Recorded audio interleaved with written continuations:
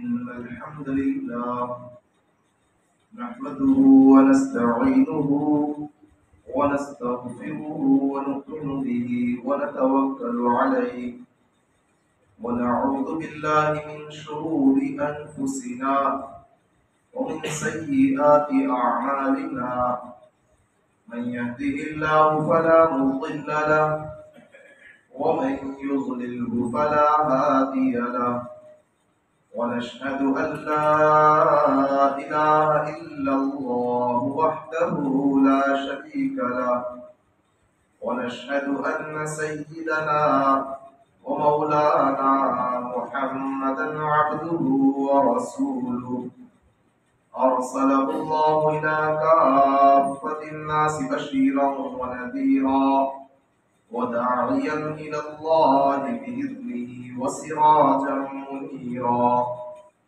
أما بعد فأعوذ بالله من الشيطان الرجيم بسم الله الرحمن الرحيم ما كان محمد أبا أحد من رجالكم ولكن رسول الله وخاتم النبيين وكان الله بكل شيء عليما صدق الله العلي العظيم وقال النبي صلى الله تعالى عليه وسلم إن لي أسماء أنا محمد وأنا أحمد وأنا الماحي الذي يمحو الله بي الكفر وأنا الحاشر الذي يحشر الناس على قدمي وأنا العاقب والعاقب الذي ليس بعده نبي أو كما قال عليه الصلاة والسلام وصدق رسوله النبي الكريم ونحن على ذلك لمن الشاكرين والشاهدين والحمد لله رب العالمين.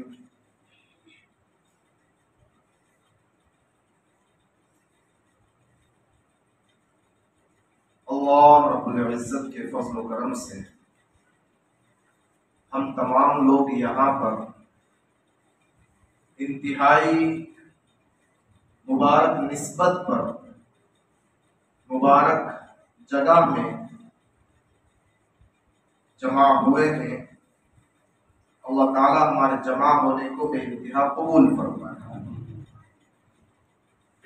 نسبت بہت مبارک ہے اس لیے کہ حضور پاک صلی اللہ علیہ وسلم کی مبارک سیرت کی نسبت سے جمع ہوئے. اس سے اچھی کوئی اور نسبت نہیں ہو سکتی. اور جگہ بہت مبارک ہے اس لیے کہ آقا علیہ الصلوۃ والسلام نے ارشاد فرمایا احب البلاد الی اللہ مساجدها. دنیا میں جتنی بھی جگہیں ہیں ان تمام جگہوں میں سب سے زیادہ پسندیدہ جگہیں اللہ کے نزدیک مسجدیں ہیں. تو جگہ بھی انتہائی مبارک، نسبت بھی انتہائی مبارک، اور مہینہ بھی انتہائی مبارک. جس مہینے میں میرے اور آپ کے آقا جناب محمد رسول اللہ صلی اللہ علیہ وسلم تشریف لائے دنیا میں، جس کو ربیع الاول کہا جاتا ہے. ربیع کے معنی بہار کیا؟ بہار کہتا نا اس کی زندگی میں تو بڑی بہاریں ہیں، باغ و بہار میں کھیل رہا ہے. تو مہینہ بھی بڑا مبارک، نسبت بھی بڑی مبارک، جگہ بھی بڑی مبارک. اللہ رب العزت ان تمام چیزوں کی لاج رکھتے ہوئے ہم تمام کی زندگیوں کو بھی مبارک فرما دے. ہماری زندگیوں میں بھی اللہ رب العزت برکتیں عطا فرما دے، رزق میں برکتیں عطا فرما دے، مصائب کو دور فرما دے. کسی شاعر نے بڑی پیاری بات کہی، نام محمد سے صلی اللہ علیہ وسلم، نام محمد سے دلوں کو سرور ملتا ہے. نام محمد سے، کون سے نام سے؟ محمد صلی اللہ علیہ وسلم. نام محمد سے دلوں کو سرور ملتا ہے. سرور کے معنی خوشی. حضور کا نام لیتے ہیں تو دل بھی خوش ہو جاتا ہے کہ نہیں ہو جاتا ہے؟ نام محمد سے دلوں کو سرور ملتا ہے، نگاہ فکر کو تازہ شعور ملتا ہے. سوچنے سمجھنے کی جو صلاحیت ہے اس کو ایک دم تر و تازہ شعور اور احساس ملتا ہے. کس کے نام سے؟ میرے اور آپ کے آقا جناب محمد رسول اللہ صلی اللہ علیہ وسلم کے نام سے. اس کو شاعر کہہ رہا ہے کہ نام محمد سے دلوں کو سرور ملتا ہے، نگاہ فکر کو تازہ شعور ملتا ہے. نصیب کیسا بھی ہو واسطہ احمد کا دے. احمد کس کا نام؟ حضور کا ہی نام. دوسرا نام احمد، ایک نام محمد. ابھی میں نے بخاری اور مسلم کے حوالے سے ایک روایت پڑھی. آقا فرماتے ہیں ان لی اسماء، میرے کچھ نام ہیں. انا محمد، میں محمد بھی ہوں. وانا احمد، اور میں احمد بھی ہوں. محمد جس کی سب سے زیادہ تعریف کی گئی ہو، احمد جو سب سے زیادہ تعریف کرنے والا ہو. اور فرمایا وانا الماحی، اور میں مٹانے والا بھی ہوں. اللہ تعالیٰ میرے ذریعے برائیوں کو، چھوٹی برائی بڑی برائی سب برائیوں کو میرے ذریعے اللہ تعالیٰ مٹاتا ہے. اور میرا ایک نام حاشر بھی ہے. حاشر کون؟ جس کے قدموں پر قیامت کے لوگوں پر جمع کیا، لوگوں کو جمع کیا جائے. وہ انا العاقب، اور میرا ایک نام عاقب بھی ہے. عاقب کے معنی الذی لیس بعدہ نبی، جس کے بعد کوئی نبی نہیں. حضور خاتم النبیین بھی ہے نا. تو حضور کے ناموں میں سے ایک نام احمد بھی ہے. اس کو میں عرض کر رہا ہوں. نام محمد سے دلوں کو سرور ملتا ہے، نگاہ فکر کو تازہ شعور ملتا ہے. نصیب کیسا بھی ہو واسطہ احمد کا دے کے. نصیب کیسا بھی ہو، آسان کر کے بولتا ہوں، نصیب کیسا بھی ہو وسیلہ محمد کا دے کے. خدا سے جو بھی مانگو ضرور ملتا ہے. نصیب کیسا بھی ہو وسیلہ محمد کا دے کے، خدا سے جو بھی مانگو ضرور ملتا ہے. اللہ رب العزت اس مجلس کو انتہائی مبارک فرمائے اور قبول فرمائے، اور اللہ رب العزت عمل کی توفیق عطا فرمائے.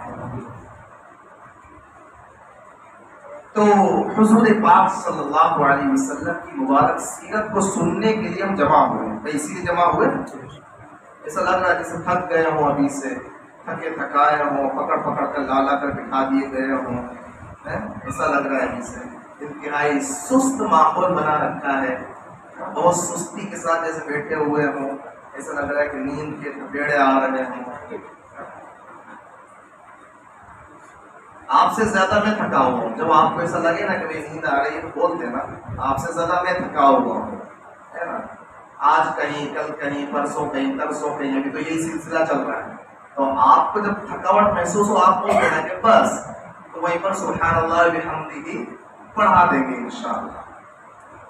ارے بھائی توجہ کے ساتھ سنیں گے انشاءاللہ، عمل کی نیت سے سنیں گے. اللہ رب العزت عمل کی توفیق عطا فرمائے. دیکھو حضور پاک صلی اللہ علیہ وسلم خاتم النبیین. حضور کیا ہے؟ ارے بولو نا. خاتم النبیین، انبیاء کے سلسلے کو، نبیوں کے سلسلے کو مکمل کرنے والے، سب کے اخیر میں دنیا میں تشریف لانے والے میرے اور آپ کے آقا جناب محمد رسول اللہ صلی اللہ علیہ وسلم. ابھی ہم نے عشاء کی نماز ادا کی. سورج کو ڈوبے ہوئے تقریباً 3 گھنٹے کو ہونے کو ہے. 2.25 گھنٹے ہوئے سورج ڈوبے ہوئے. سورج جب ڈوبتا ہے آفتاب غروب ہوتا ہے. تو آفتاب غروب ہونے کے بعد ایک ستارہ آسمان پر نمودار ہوتا ہے. تھوڑی اور دیر گزری 2 ستارے ہو گئے، 3 ہو گئے، 5 ہو گئے، اور تھوڑا وقت گزرا 10 ہو گئے، 20 ہو گئے. 50, 100, 1000, 10,000, लाख, 10 लाख, करोड़, अरब, खरब, अनगिनत सितारों से आसमान पूरा का पूरा भर जाता है। ऐसा लग रहा होता है कि अल्लाह रब्बुल इज्जत ने पूरे आसमान को सितारों से मुनव्वर कर दिया और उनकी रोशनी जमीन पर पड़ भी रही होती है, सितारों की रोशनी जमीन पर आ भी रही होती है। इसी दरमियान छोटे छोटे सितारों के बीच चांद भी नमूदार होता है। चांद भी अपनी चांदनी बिखेर रहा होता है, जिसके जरिए फलों में मिठास भी आ रही होती है और हमारी हड्डियों में गूदा भी आ रहा होता है। ये जो स्टूडेंट्स हैं ये जानते हैं, फलों में मिठास भी चांद की चांदनी के जरिए असबाब के दर्जे में, और हड्डियों में गूदा भी चांद की चांदनी के जरिए तैयार हो रहा होता है। तो रात होती है, गुरूब आफताब होता है, आसमान पर 1, 2, 5, 10, 20, 50, 100, 1000, लाख, करोड़, 10 करोड़, अरब, खरब, कई सारे सितारे नमूदार हो रहे होते हैं और जमीन पर अपनी अपनी रोशनी बिखेर रहे होते हैं। चांद भी अपनी चांदनी बिखेर रहा होता है, खूब रोशनी फैला रहे होते हैं, लेकिन इतने करोड़ सितारे होने के बावजूद, चांद की चांदनी होने के बावजूद, वो जो रात की तारीकी होती है, वो जो रात का अंधेरा होता है, वो सब मिलकर भी रात के अंधेरे को धकेल नहीं पाते कि रात का अंधेरा खत्म कर दे, रात की तारीकी खत्म कर दे। ऐसा नहीं हो पाता है। सब मिलकर कितने अनगिनत सितारे, अनगिनत सैयारे और साथ में चांद भी, इतने सब मौजूद होते हैं, लेकिन अंधेरा फिर भी बाकी रहता है, अंधेरा बरकरार रहता है। बात समझना, तवज्जो के साथ समझना, बहुत आगे तक आपको ले जाना चाह रहा हूं। इतने अनगिनत सितारे आसमान पर नमूदार होते हैं, लेकिन सब मिलकर रात के अंधेरे को खत्म नहीं कर पाते। होती वही रात की रात ही है, अंधेरे का अंधेरा। इतने सितारे होने के बावजूद चांद भी तुलू हो गया, फिर भी अंधेरा बरकरार। जैसा उजाला दिन में हुआ करता है, वैसा उजाला हासिल नहीं हो पाता। सुबह सादिक का वक्त आया, वो घटी, सुबह सादिक का वक्त आया, अभी सूरज रोशन नहीं हुआ, आफताब तुलू नहीं हुआ, सुबह सादिक की दस्तक दी अभी। सुबह सादिक नमूदार होता है और उजाला फैलना शुरू हो जाता है। अभी क्या हुआ, सूरज आ गया। अरे सुबह सादिक समझते हैं यानी सहरी का वक्त खत्म, फजर की नमाज का वक्त शुरू, यह है सुबह सादिक। यहीं से रोशनी फैलना शुरू होती है। क्या हुआ, सूरज तुलू हो गया? नहीं, अभी तुलू नहीं हुआ। अभी सूरज तुलू होने में तो तकरीबन 2.25 घंटे बाकी है, लेकिन रोशनी फैलना शुरू हो गई। कब?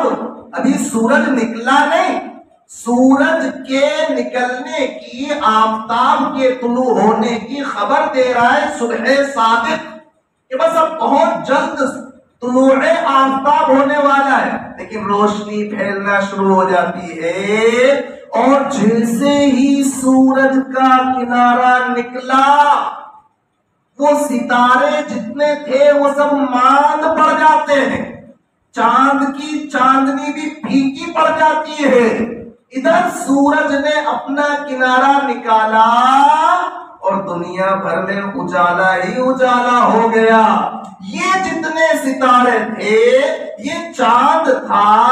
अब समझिए कि नबूवत और रिसालत ऐसी जैसा के आसमान, یہ نبوت کا آسمان، اس پر سب سے پہلا ستارہ چمکا حضرت آدم علیہ السلام کے نور کا، پھر ستارہ چمکا شیس علیہ السلام کے نور کا، پھر ستارہ چمکا ادریس علیہ السلام کے نور کا، پھر ستارہ چمکا نوح علیہ السلام کے نور کا، پھر ستارہ چمکا دیگر انبیاء اکرام علیہ السلام کے نور کا، حضرت ہود علیہ السلام کا ستارہ چمکا، حضرت صالح علیہ السلام کا ستارہ چمکا، حضرت لوط علیہ السلام، حضرت ابراہیم علیہ السلام، حضرت شعیب علیہ السلام، حضرت زکریا علیہ السلام، حضرت موسیٰ علیہ السلام، حضرت ہارون علیہ السلام، حضرت یحییٰ علیہ السلام، حضرت عیسیٰ علیہ السلام، حضرت الیاس علیہ السلام، حضرت ذوالکفل علیہ السلام اور حضرت اسماعیل علیہ السلام، حضرت اسحاق علیہ السلام، یہ کئی سارے پیغمبروں کے ستارے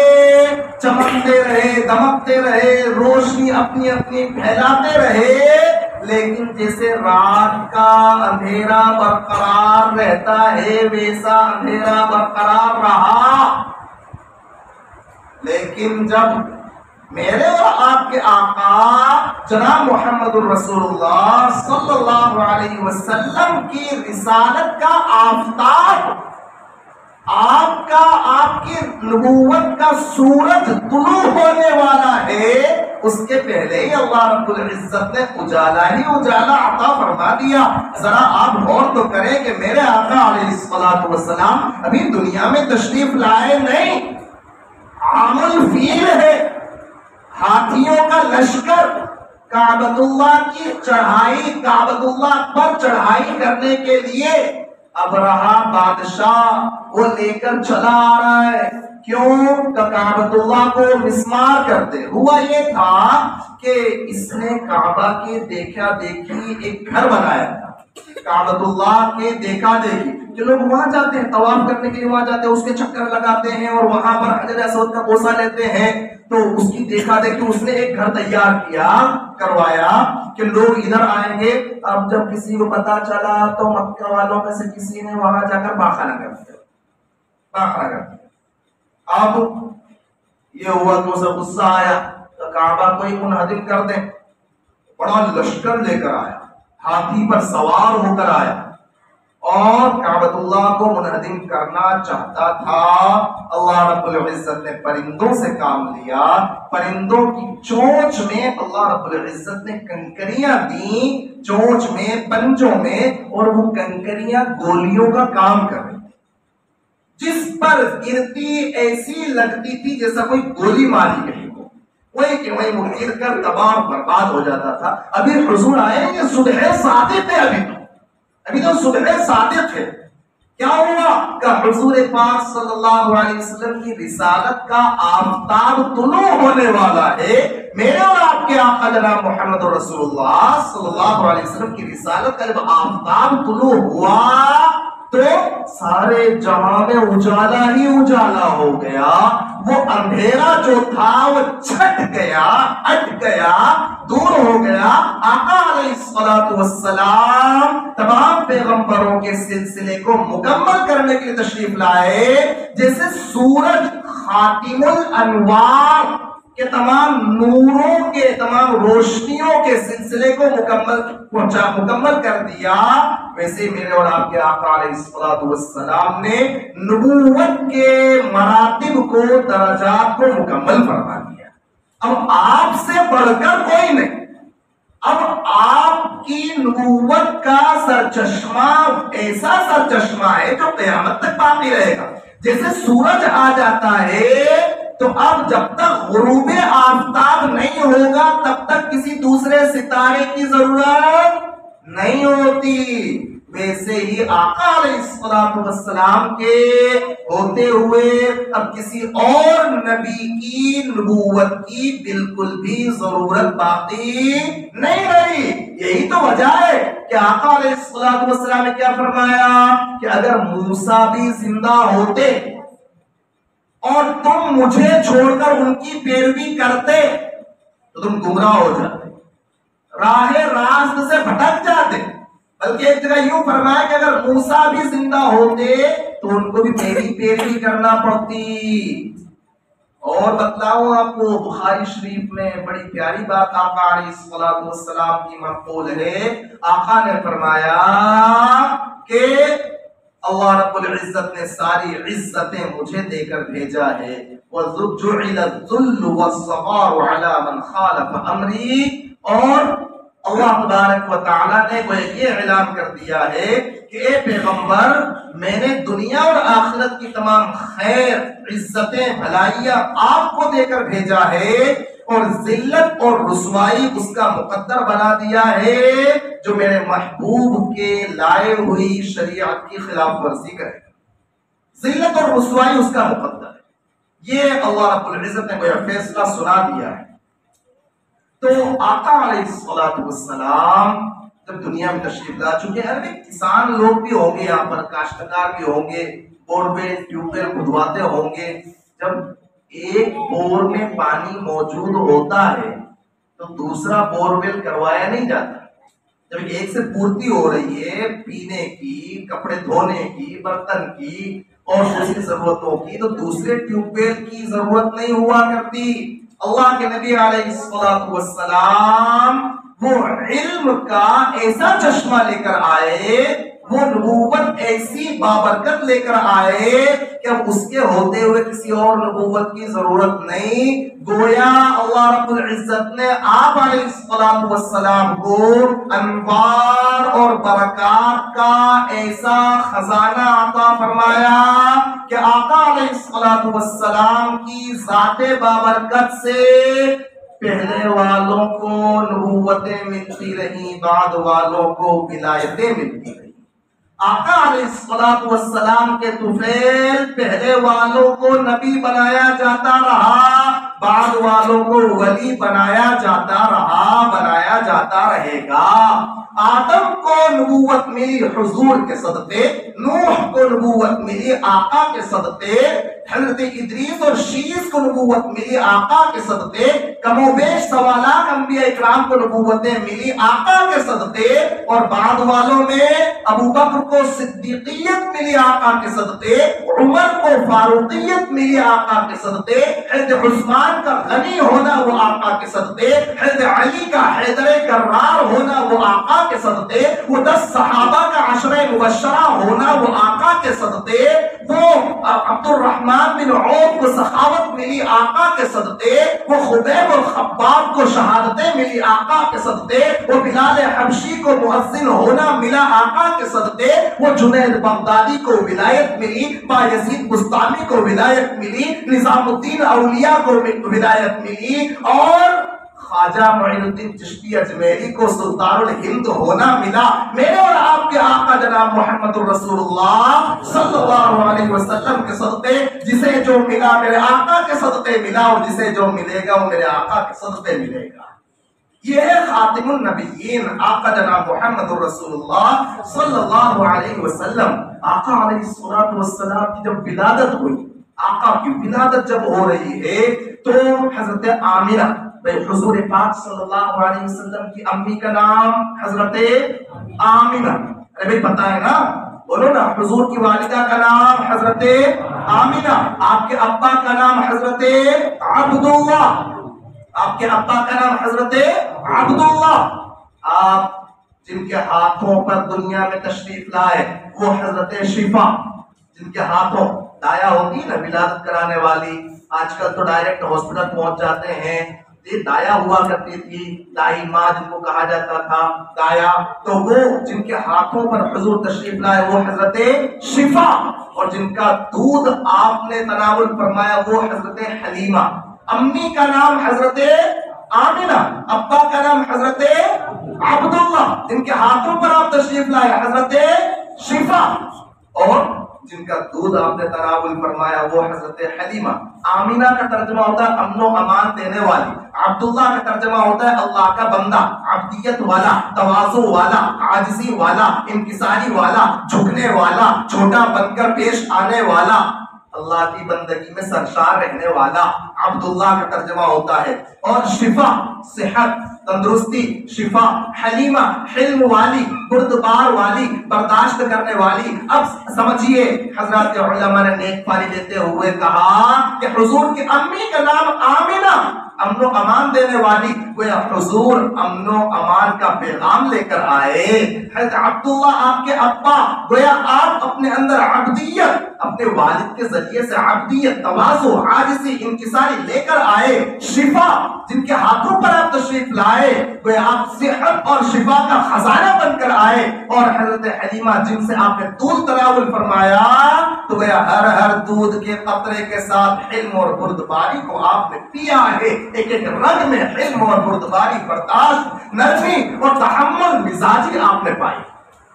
آقا علیہ الصلوۃ والسلام جب دنیا میں تشریف لائے، حضرت آمینہ فرماتی کہ پورا گھر نور سے منور ہو گیا، پورا گھر نور سے منور ہو گیا، پورا گھر خوشبوؤں سے معطر ہو گیا۔ بچہ پیدا ہوتا ہے، کئی ساری غلاظتیں اپنے ساتھ لاتا ہے، گندا پانی، خون کے قطرے اور دوسری چیزیں، گندگیاں ساتھ میں لے کر آتا ہے، لیکن آقا علیہ الصلوۃ والسلام انتہائی صاف شفاف، کوئی غلاظت نہیں، انتہائی شفافیت کی حالت میں دنیا میں تشریف لائے۔ خطرہ آپ کا پہلے سے کیا ہوا تھا، اس حال میں تشریف لائے۔ آقا کی ادھر ولادت ہوتی ہے اور ایوان فارس میں، ایران کے آتش کدے میں جو 1000 سال سے آگ جل رہی تھی، وہ آگ جلنا بند ہو گئی، بجھ گئی۔ کون آ گیا؟ یہ ایک والا آ گیا، یہ بتانے والا آ گیا کہ سب کا مالک ایک ہے، سب کا خالق ایک ہے، سب کا رازق ایک ہے۔ اے لوگوں پہچان لو، قل هو اللہ احد اللہ الصمد لم یلد ولم یولد ولم یکن له کفوا احد، کہ وہ اللہ ایک ہے، وہ اللہ بے نیاز ہے، نرادھار ہے، نراکار ہے، نہ اس کی کوئی اولاد، نہ وہ کسی کی اولاد، اور نہ اس کے برابر کوئی اور ہے۔ یہ پیغام دینے والا آ گیا۔ یہ آقا علیہ الصلوۃ والسلام کی رسالت کا آفتاب طلوع ہو رہا ہے، یہ سورج طلوع ہو رہا ہے، اور عجیب قسم کی تبدیلیاں دنیا کے اندر وجود میں آ رہی ہیں۔ میرے اور آپ کے آقا جناب محمد رسول اللہ صلی اللہ علیہ وسلم جو آفتاب رسالت بن کر تشریف لائے، ان کے بارے میں ذرا ایک دو باتیں میں آپ کو بتلاؤں، اس لیے کہ جب کوئی کسی کو پہچانتا ہے نا تو پھر اس سے عشق بھی ہوتا ہے۔ جب تعارف صحیح طور پر ہو، پھر محبت میں بھی اضافہ ہوتا ہے اور عشق میں بھی اضافہ ہوتا ہے، اور اس کی پیروی کرنے میں بھی مزہ آ رہا ہوتا ہے۔ آقا جناب محمد رسول اللہ صلی اللہ علیہ وسلم ایک مرتبہ اپنے صحابہ اکرام رضوان اللہ تعالی علیہم اجمعین کے ساتھ تشریف فرما۔ یہ توجہ ہے نا، یہ توجہ ہے، نیند تو نہیں آ رہی؟ بات ختم کر دیں۔ ایسا لگ رہا ہے کہ بھول گئے۔ ارے میں 1.5 سال پہلے بھی آیا تھا آپ کے درمیان، 1.5 سال پہلے بھی آیا تھا میں جمعہ میں۔ یہ جو جوان ہے نہیں تو آ گیا تھا، بزرگوں تو بیٹھنے تو ٹیکے سے جوان تو آ گیا تھا، مضبوط کمر والے لوگ مضبوط آ جاؤ، یہ جوان آ گیا، بزرگوں کو بیٹھنے تو ٹیکے سے، جوان تو آ گیا ہو۔ حضور کی مبارک سیرت کی مجلس میں بیٹھے ہیں نا اپن، تو ادب کے ساتھ بیٹھیں گے نا، ادب کے ساتھ۔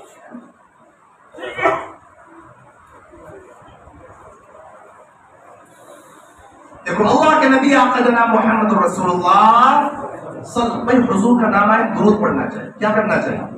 ارے بھائی ایک ساتھ بولو نا، کیا کرنا چاہیے؟ درود پڑھنا چاہیے۔ حضور پاک صلی اللہ علیہ وسلم کا نام نامی اسم گرامی آیا تو کیا کرنا چاہیے؟ درود پڑھنا چاہیے۔ تو میرے اور آپ کے آقا جناب محمد رسول اللہ صلی اللہ علیہ وسلم، صحابہ اکرام کی مجلس لگی ہوئی ہے، صحابہ اکرام تشریف فرما ہے۔ ایک دیہاتی آتا ہے، کون آتا ہے؟ دیہاتی۔ تو آدھا آپ کو بولنا ہے، آدھا مجھے بولنا ہے۔ تو ایک دیہاتی آتا ہے، کون آتا ہے؟ دیہاتی، اور وہ شکار کر کے لاتا ہے۔ کیا کر کے لاتا ہے؟ شکار۔ کس چیز کا؟ ایک گوہ کا شکار کر کے لاتا ہے۔ گوہ ایک جانور ہوتا ہے، گوہ، اس کا شکار کر کے لاتا ہے، اور اپنے آستین میں، یہ آستین بڑی بڑی ہوا کرتی تھی، عرب لوگوں کی آستینیں بڑی بڑی ہوتی تھی۔ اب تو نوجوانوں پر ترس آتا ہے کہ آستینیں نہیں ہوتی، نوجوانوں پر ترس آتا ہے، اور اس سے زیادہ ترس بچیوں پر آتا ہے کہ ان کے بازو بھی غائب ہو گئے۔ لڑکوں کی آستینیں تو یہاں تک کی غائب ہوئی، اور بچیوں کی آستینیں یہاں تک کی غائب ہو گئی۔ یہ سمجھانے کی ضرورت ہمیں اپنے گھر کی بہوؤں کو، بیٹیوں کو، ہاں جو مائیں بہنیں پردہ نشین سن رہی ہیں وہ بھی وہ توجہ رکھے کہ ہماری بچیوں کا لباس ایسا ہونا چاہیے جس کو لباس کہا جائے. لباس اسے کہتے ہیں جو چھپانے والا، جو دکھانے والا، اس کو لباس نہیں کہا جاتا. جو چھپائے، بدن کو چھپائے، بدن کی بناوٹ اور ساخت کو چھپائے، اسے لباس کہا جائے گا. کوئی ادھر سے کٹا، ادھر سے کٹا، کہیں یہاں سے دکھ رہا ہے، کہیں یہاں سے نظر آ رہا ہے، یہ لباس نہیں ہے. حقیقت میں اللہ کے نبی آقا جناب محمد رسول اللہ صلی اللہ علیہ وسلم نے ارشاد فرمایا کچھ عورتیں ایسی ہوں گی جو کپڑا پہنی ہوں گی لیکن کپڑا پہنی ہوئی ہونے کے باوجود بھی برہنہ ہو. کپڑا پہنے ہوئے ہوں گی، کاسیات لیکن عاریات، کپڑا پہنے ہوئے لیکن پھر بھی کپڑا گویا کہ انہوں نے نہیں پہنا ہے. کیا مطلب یا تو انہوں نے اتنا فٹ پہنا ہے کہ بدن کی ساخت نظر آ رہی، یا ہے کہ اتنا پتلا کپڑا پہنا ہے کہ اندر سے بدن چھلک رہا ہے، یا ہے کہ انہوں نے آدھا ادھورا کپڑا پہنا ہے، پنڈلیاں کھلی ہوئی ہیں، گردنیں کھلی ہوئی ہیں، سر کے بال کھلے ہوئے ہیں، ہاتھ کلائیاں بازو کھلے ہوئے ہیں.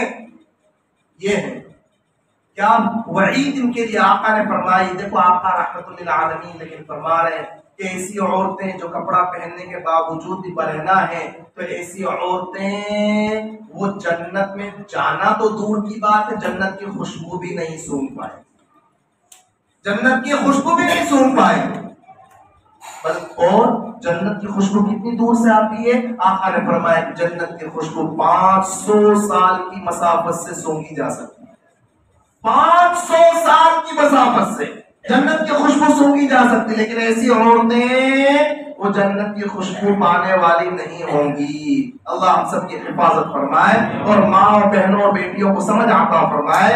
تو وہ صحابی نقل کرتے ہیں کہ ایک بدو آیا دیہاتی، کس چیز کا شکار کر کے لایا؟ گوہ کا. اور کہاں لے کر آیا؟ یہ آستین میں لے کر آیا اور لا کر یوں پھینکا، اس طرح سے پھینک دیا اور پوچھنے لگا بھئی یہ جو مجلس لگی ہوئی ہے ان کا امیر کون، ان کا سردار کون؟ کچھ لوگ کہنے لگے ان کا سردار وہی ہے جو اللہ کا نبی ہونے کا دعوے دار ہے، ان کا سردار وہی جو اللہ کا نبی ہونے کا دعوے دار، یعنی کہ میرے اور آپ کے آقا جناب محمد الرسول اللہ صلی اللہ علیہ وسلم. وہ آ کر کہتا ہے او سنو، روئے زمین پر جتنے بھی لوگ ہیں ان میں سب سے زیادہ مبغوض، سب سے زیادہ جس سے مجھے نفرت ہے وہ آپ ہی ہو، نعوذ باللہ. سب سے زیادہ مبغوض، جتنی عورتوں نے جتنے بچوں کو جنم دیا ان میں سب سے زیادہ مبغوض، میرے نزدیک سب سے زیادہ ناراضگی جس سے مجھے ہے وہ آپ ہی ہو، آپ کے سوا کوئی اور نہیں. اللہ ہم سب کی حفاظت فرمائے. آقا علیہ الصلوۃ والسلام تشریف فرما. دیکھو حضور کی سیرت سننے کے لیے جمع ہوئے نا، حضور کے اخلاق سنو، حضور کے اخلاق جو ہمیں اپنی زندگی کے اندر لانا ہے. حضور کی اللہ آسان فرمائے، عمل کی توفیق عطا فرمائے. حضرت عمر بن خطاب رضی اللہ تعالی عنہ وہی موجود، حضرت عمر بن خطاب وہی موجود، اور وہ کیا کہتا؟ وہ آنے والا بدو کہتا کہ اگر میری قوم میرا نام عجول نہ رکھتی، عجول کے معنی بہت جلد بازی کرنے والا، اگر میری قوم مجھے عجول نہ کہتی، بہت زیادہ جلد بازی کرنے والا نہ کہتی، تو میں ابھی آپ کی گردن مار دیتا. یہ کہہ رہا ہے، کہاں کہہ رہا ہے؟ حضور کے مجمع میں کہہ رہا ہے. صحابہ اکرام موجود ہیں، حضرت عمر بن خطاب رضی اللہ تعالیٰ عنہ موجود ہیں. حضرت عمر بن خطاب رضی اللہ تعالیٰ عنہ کا تو کیا کہنا، جلالی صحابی جی. ارے جس راستے سے عمر گزرے شیطان اپنا راستہ بدل لے. حضرت عمر رضی اللہ تعالیٰ عنہ کہنے لگے اللہ کے نبی اجازت ہو؟ ارے نہیں سمجھے. حضرت عمر رضی اللہ تعالیٰ کہنے لگے اللہ کے نبی اجازت ہو؟ ارے کس چیز کی؟ اڑا دوں. حضرت عمر رضی اللہ تعالیٰ عنہ فرمانے لگے اجازت مل جائے اڑا دوں. آقا نے جو بات ارشاد فرمائی اب وہ میں آپ کو بتلا رہا ہوں. آقا علیہ الصلوۃ والسلام نے فرمایا عمر حلم بردباری، تحمل مزاجی، برداشت، بدسلوکی کے بدلے میں حسن سلوک، بدسلوکی کے بدلے میں عفو درگزر سے کام لینا، برائی کا بدلہ بھلائی سے دینا، یہ نبیوں کی صفات میں سے ہے۔ عمر چاہتے تو اجازت دے دیتے، حضرت عمر وہی گردن اڑا دیتے، لیکن آقا علیہ السلام کی تربیت دیکھیے، آقا فرما رہے عمر یہ جو حلم ہے، بردباری ہے، تحمل مزاجی ہے، برداشت سے کام لینا ہے، بدسلوکی کا بدلہ حسن سلوک سے دینا ہے، اچھے اخلاق سے پیش آنا ہے، یہ نبیوں کی صفات میں سے ہیں، اور میں تو خاتم النبیین ہوں، میں تو خاتم النبیین ہوں۔ پھر آقا علیہ السلام نے فرمایا او بدو، او عربی، میری مجلس میں آ کر مجھ سے ہی بدسلوکی کر رہا ہے، میری مجلس میں آ کر ذرا کچھ تو لحاظ کر، ایمان لاتا ہے تو ایمان لیا جب۔ وہ کہنے لگا کہ یہ جو مری ہوئی گو پڑی ہوئی ہے، جس کا میں شکار کر کے لایا ہوں، جب تک یہ آپ پر ایمان نہیں لائے گی میں بھی آپ پر ایمان نہیں لاؤں۔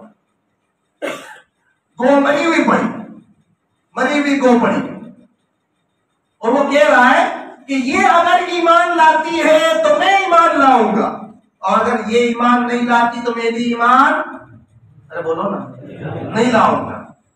اللہ کے نبی آقا جناب محمد رسول اللہ صلی اللہ تعالی علیہ وسلم نے اس گو کو مخاطب کرتے ہوئے کہا ایھا الضب، اے گو۔ تو حدیث میں الفاظ آتے فتکلم الضب بلسان عربی مبین، وہ گو جو مری ہوئی پڑی تھی، جس کا شکار کر کے وہ لایا تھا، اس گو نے بولنا شروع کیا عربی زبان میں، صاف ستھری زبان میں بولنا شروع کیا۔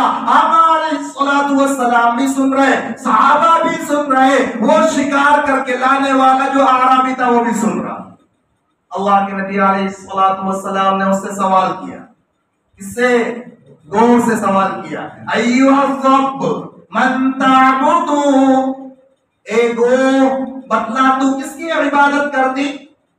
اس گو سے حضور سوال کر رہے ہیں، وہ عربی بھی سن رہا، صحابہ بھی سن رہے، اور آقا علیہ السلام بھی سن رہے۔ اتنی بات تو ہو گئی کہ وہ زندہ ہو گئی، وہ جس کا شکار کر کے لایا تھا اس نے جواب دیا، اس نے جواب دیا۔ حضور نے پہلا سوال کیا من تعبد، تو کس کی عبادت کرتی؟ قبر میں ہم جائیں گے، ہم سے سب سے پہلا سوال ہوگا من ربک، بتا تیرا رب کون ہے؟ تو کس کی عبادت کر کے آیا؟ اللہ کی عبادت کر کے آیا یا خواہشات نفسانی کی پیروی کر کے آیا؟ دکان کو تو نے معبود سمجھا یا غیر اللہ کو معبود بنا لیا تھا؟ بتا من ربک، تیرا رب کون؟ حضور پاک صلی اللہ علیہ وسلم اس سے سوال کر رہے من تعبد، اے گو تو بتلا تو کس کی عبادت کرتی؟ اللہ ہم سب کو عمل کی توفیق عطا فرمائے۔ اس گو نے جواب دیا فتکلم الضب بلسان عربی مبین، بہترین جواب دیا۔ کیا جواب دیا؟ اس نے کہا الذی فی السماء عرشہ وفی الارض سلطانہ وفی البحر سبیلہ وفی الجنۃ رحمتہ وفی النار عذابہ۔ سبحان اللہ، وہ نے جواب دیا۔ کیا جواب دیا؟ تو کس کی عبادت کرتی؟ اس نے کہا میں اس کی عبادت کرتی جس کا آسمان عرش، جس کا عرش آسمانوں میں ہے۔ سبحان اللہ، تو کس کی عبادت کرتی؟ میں اس کی عبادت کرتی جس کی حکومتیں زمین میں چلتی ہیں، جس کی سلطنتیں زمین میں ہیں۔ تو کس کی عبادت کرتی؟ میں اس کی عبادت کرتی جس نے سمندروں میں بھی راستے بنا دیے۔ کس کی عبادت کرتی؟ میں اس کی عبادت کرتی جس نے جنت کو رحمت کی جگہ بنایا اور جہنم کو عذاب کی جگہ بنایا۔ اللہ اکبر۔ ایک گو وہ جواب دے رہی ہے کہ میں اس کی عبادت کرتی ہوں جس کا عرش آسمانوں میں ہے، جس کی سلطنت زمینوں پر ہے، جس نے راستے دریاؤں میں بنا دیے، جس نے رحمت کا مظہر جنت کو بنایا اور غضب کا مظہر جہنم کو بنایا۔ دوسرا سوال، حضور پاک صلی اللہ علیہ وسلم دوسرا سوال کیا۔ دوسرا سوال ایھا الصب من انا، ایک گو بدلا میں کون؟ قبر میں بھی تو سوال ہونا ہے نا. ما تقول فی ھذا الرجل، بتلاؤ ان کے بارے میں، ان عظیم ہستی کے بارے میں، یہ عظیم شخصیت کے بارے میں کیا کہتے ہو؟ تمہارا کیا خیال ہے؟ کیا کہتے ہیں؟ یعنی کہ میرے اور آپ کے آقا جناب محمد رسول اللہ صلی اللہ علیہ وسلم کے بارے میں قبر میں ہم میں سے ہر ایک سے سوال ہونا ہے. بتلاؤ ان کے راستے پر چل کر آئے، یہود و نصارہ کے راستے پر چل کر آئے؟ کس کے راستے پر بال بنوائے تھے؟ کس کے راستے پر، کس کے طریقے پر؟ یہ نوجوان، آج کا نوجوان بال بنواتا ایسا لگتا کہ ہائی وے نکل گیا، ادھر سے ایک روڈ نکل گیا، ادھر سے ایک روڈ نکل گیا، بیچ میں پودے لگے رہے. لگتا نہیں لگتا ایسا؟ یہ حضور والے بال نہیں ہے، یہ حضور والی کٹنگ نہیں ہے. ہاں یہ حضور والی. اللہ کے نبی علیہ الصلوۃ والسلام نے قضاء سے منع فرمایا. نہى النبی صلی اللہ علیہ وسلم عن القضاء، حضور نے قضاء سے منع فرمایا. قضاء کیا مطلب؟ قضاء کا کہیں سے بال کٹوا لیے جائیں، کہیں پر بالوں کو چھوڑ دیا جائے، یہ ہے قضاء. حضور نے منع فرمایا. ارے حضور کے دیوانوں، حضور کے عاشقوں، اللہ کے نبی علیہ الصلوۃ والسلام نے جس کام سے منع فرمایا وہ کام کرو گے؟ ارے بولو نا. نہیں کریں گے انشاءاللہ. تو یہ ایسی کٹنگیں بھی نہیں بنوائیں گے انشاءاللہ. ہاں کئی سارے ہمارے دوست احباب کپڑے پہن کر مسجد میں آتے نماز پڑھنے کے لیے، اور ماشاءاللہ وہ جینس پہنے ہوئے ہیں، ٹی شرٹ پہنے ہوئے ہیں. اب کھانا تو بہت کھاتے نا ماشاءاللہ. مسلمان قوم نے ایک کام بہت اچھا کیا، خوب دل لگا کر کام کیا. خوب دل لگا کیا کھایا، خوب ہے، خوب دل لگا کر کام کیا خوب. اب جب کھایا ہے اور محنت کی نہیں ہے تو کھائیں گے تو نیند تو آئے گی، خوب آئے گی. تو کھایا خوب ہے، سوئے خوب ہے. جاگتے نہیں تو جگانے کے لیے ہم جیسوں کو بلایا جاتا ہے کہ جگاؤ ان کو، جگاؤ. یہ قوم کھا کھا کر سو گئی ہے، جگانے کے لیے بلایا جاتا ہے. اس میں بھی اتنی دیر ہو جاتی ہے، اتنا لمبا وقفہ گزر جاتا ہے درمیان میں. اب جب خوب کھایا تو کدھر جائے گا وہ؟ ارے ادھر نکلے گا، ادھر نکلے گا. جب ادھر نکلے گا تو اب نیت باندھی ہے تو پینٹ کدھر جائے گی؟ نیچے. پینٹ کدھر جائے گی؟ وہ توند کے اوپر تو ٹک نہیں سکتی نا، پینٹ نیچے. رکوع میں گئے پینٹ نیچے، وہ شرٹ اور ٹی شرٹ اوپر. کمپنی نظر آ رہی پیچھے سے، ماچو ہے کہ لکس ہے، کمپنی نظر آ رہی ہوگی. اور جب سجدے میں جا رہے ہوتے تب تو پروڈکٹ ہی نظر آ رہا ہوگا. نماز کیسے ہوگی مجھے یہ سمجھانا ہے آپ کو، جگا کر سمجھانا ہے، جگا کر سمجھانا ہے. نماز میں سطر چھپانا فرض ہوتا ہے نا. ایک رکن کے بقدر اگر سطر کھلا، ایک رکن یعنی 3 مرتبہ سبحان اللہ کہنے کے برابر سطر اگر کھلا، نماز نہیں ہوگی. اب بتلاؤ ایسے کپڑوں میں نماز کیسے ہوگی؟ ایسے کپڑوں پینٹ پہننا ہے نا بھائی، پینٹ پہن رہے 2-4 کرتے سلوا لو، 2-4 کرتے سلوا لو، کم سے کم نماز تو ہماری درست ہو جائے، سطر نہ نظر آئے. سطر نظر نہ آئے اس کا تو اہتمام ہونا چاہیے. ارے کریں گے نا ہمارے اس پر انشاءاللہ، نمازوں کی بھی حفاظت کریں گے. تو دوسرا سوال، ابھی پہلا سوال حضور نے اللہ رب العزت کی پرستش کے بارے میں پوچھا، کس کی عبادت کرتی؟ اس نے کہا جس کا عرش آسمانوں میں، جس کی حکومت زمین میں، جس نے دریا میں راستے بنا دیے، جس نے رحمت کی جگہ جنت کو بنایا، اور جس نے عذاب کی جگہ جہنم کو بنایا، دوزخ کو بنایا. دوسرا سوال، ایک کو بتلا میں کون ہوں؟ اس نے بڑا پیارا جواب دیا. اس نے کہا انت خاتم النبیین وانت رسول رب العالمین قد افلح من صدقك وقد خاب من كذبك. اس نے جواب دیا، اس نے کہا انت خاتم النبیین، آپ نبیوں کے سلسلے کو مکمل کرنے والے ہیں. یہیں سے میں نے بات کو شروع کیا نا، آپ نبیوں کے سلسلے کو مکمل کرنے والے ہیں، سب سے آخری نبی ہیں آپ، رب العالمین کے پیغمبر ہیں. اب وہ گو بدلا رہی ہے. قد افلح من صدقک، جس نے آپ کو سچا مان لیا وہ کامیاب ہو گیا. وقد خاب من کذبک، اور جس نے آپ کو جھٹلا دیا وہ ناکام اور نامراد ہو گیا. وہ گو بدلا رہی ہے کہ جس نے آپ کو سچا مان لیا وہ کامیاب ہو گیا، دونوں جہاں میں کامیاب ہو گیا. وقد خاب من کذبک، اور جس نے آپ کو جھٹلا دیا ٹھکرا دیا وہ ناکام اور نامراد ہو گیا. ہمیں سمجھ میں آ جانا چاہیے کامیابی کہاں ہے؟ حضور کے راستوں میں. ناکامی کہاں ہے؟ حضور کے راستوں کو چھوڑنے میں. جعل الذل والصغار على من خالف امری، آقا نے فرما دیا جس نے میرے راستے کو ٹھکرایا ذلت اور رسوائی اس کا مقدر بن گئی. جب وہ گو نے جواب دیا اور وہ دیہاتی نے بھی سنا تو وہ دیہاتی کہنے لگا اشہد ان لا الہ الا اللہ واشہد ان محمد رسول اللہ صلی اللہ علیہ وسلم. کہتا ہے میں گواہی دیتا ہوں کہ اللہ کے سوا کوئی معبود نہیں، اور میں گواہی دیتا ہوں کہ آپ محمد صلی اللہ علیہ وسلم اللہ کے رسول ہیں. ایمان لے آیا، ایمان لے آیا. وعدہ کیا تھا نا، یہ اگر بولتی ہے، یہ اگر ایمان لاتی ہے تو میں ایمان لاؤں گا. وعدہ اپنا پورا کیا، کلمہ پڑھ لیا. کلمہ پڑھنے کے بعد اللہ کے نبی علیہ الصلوۃ والسلام کی صفت تھی سخاوت کی.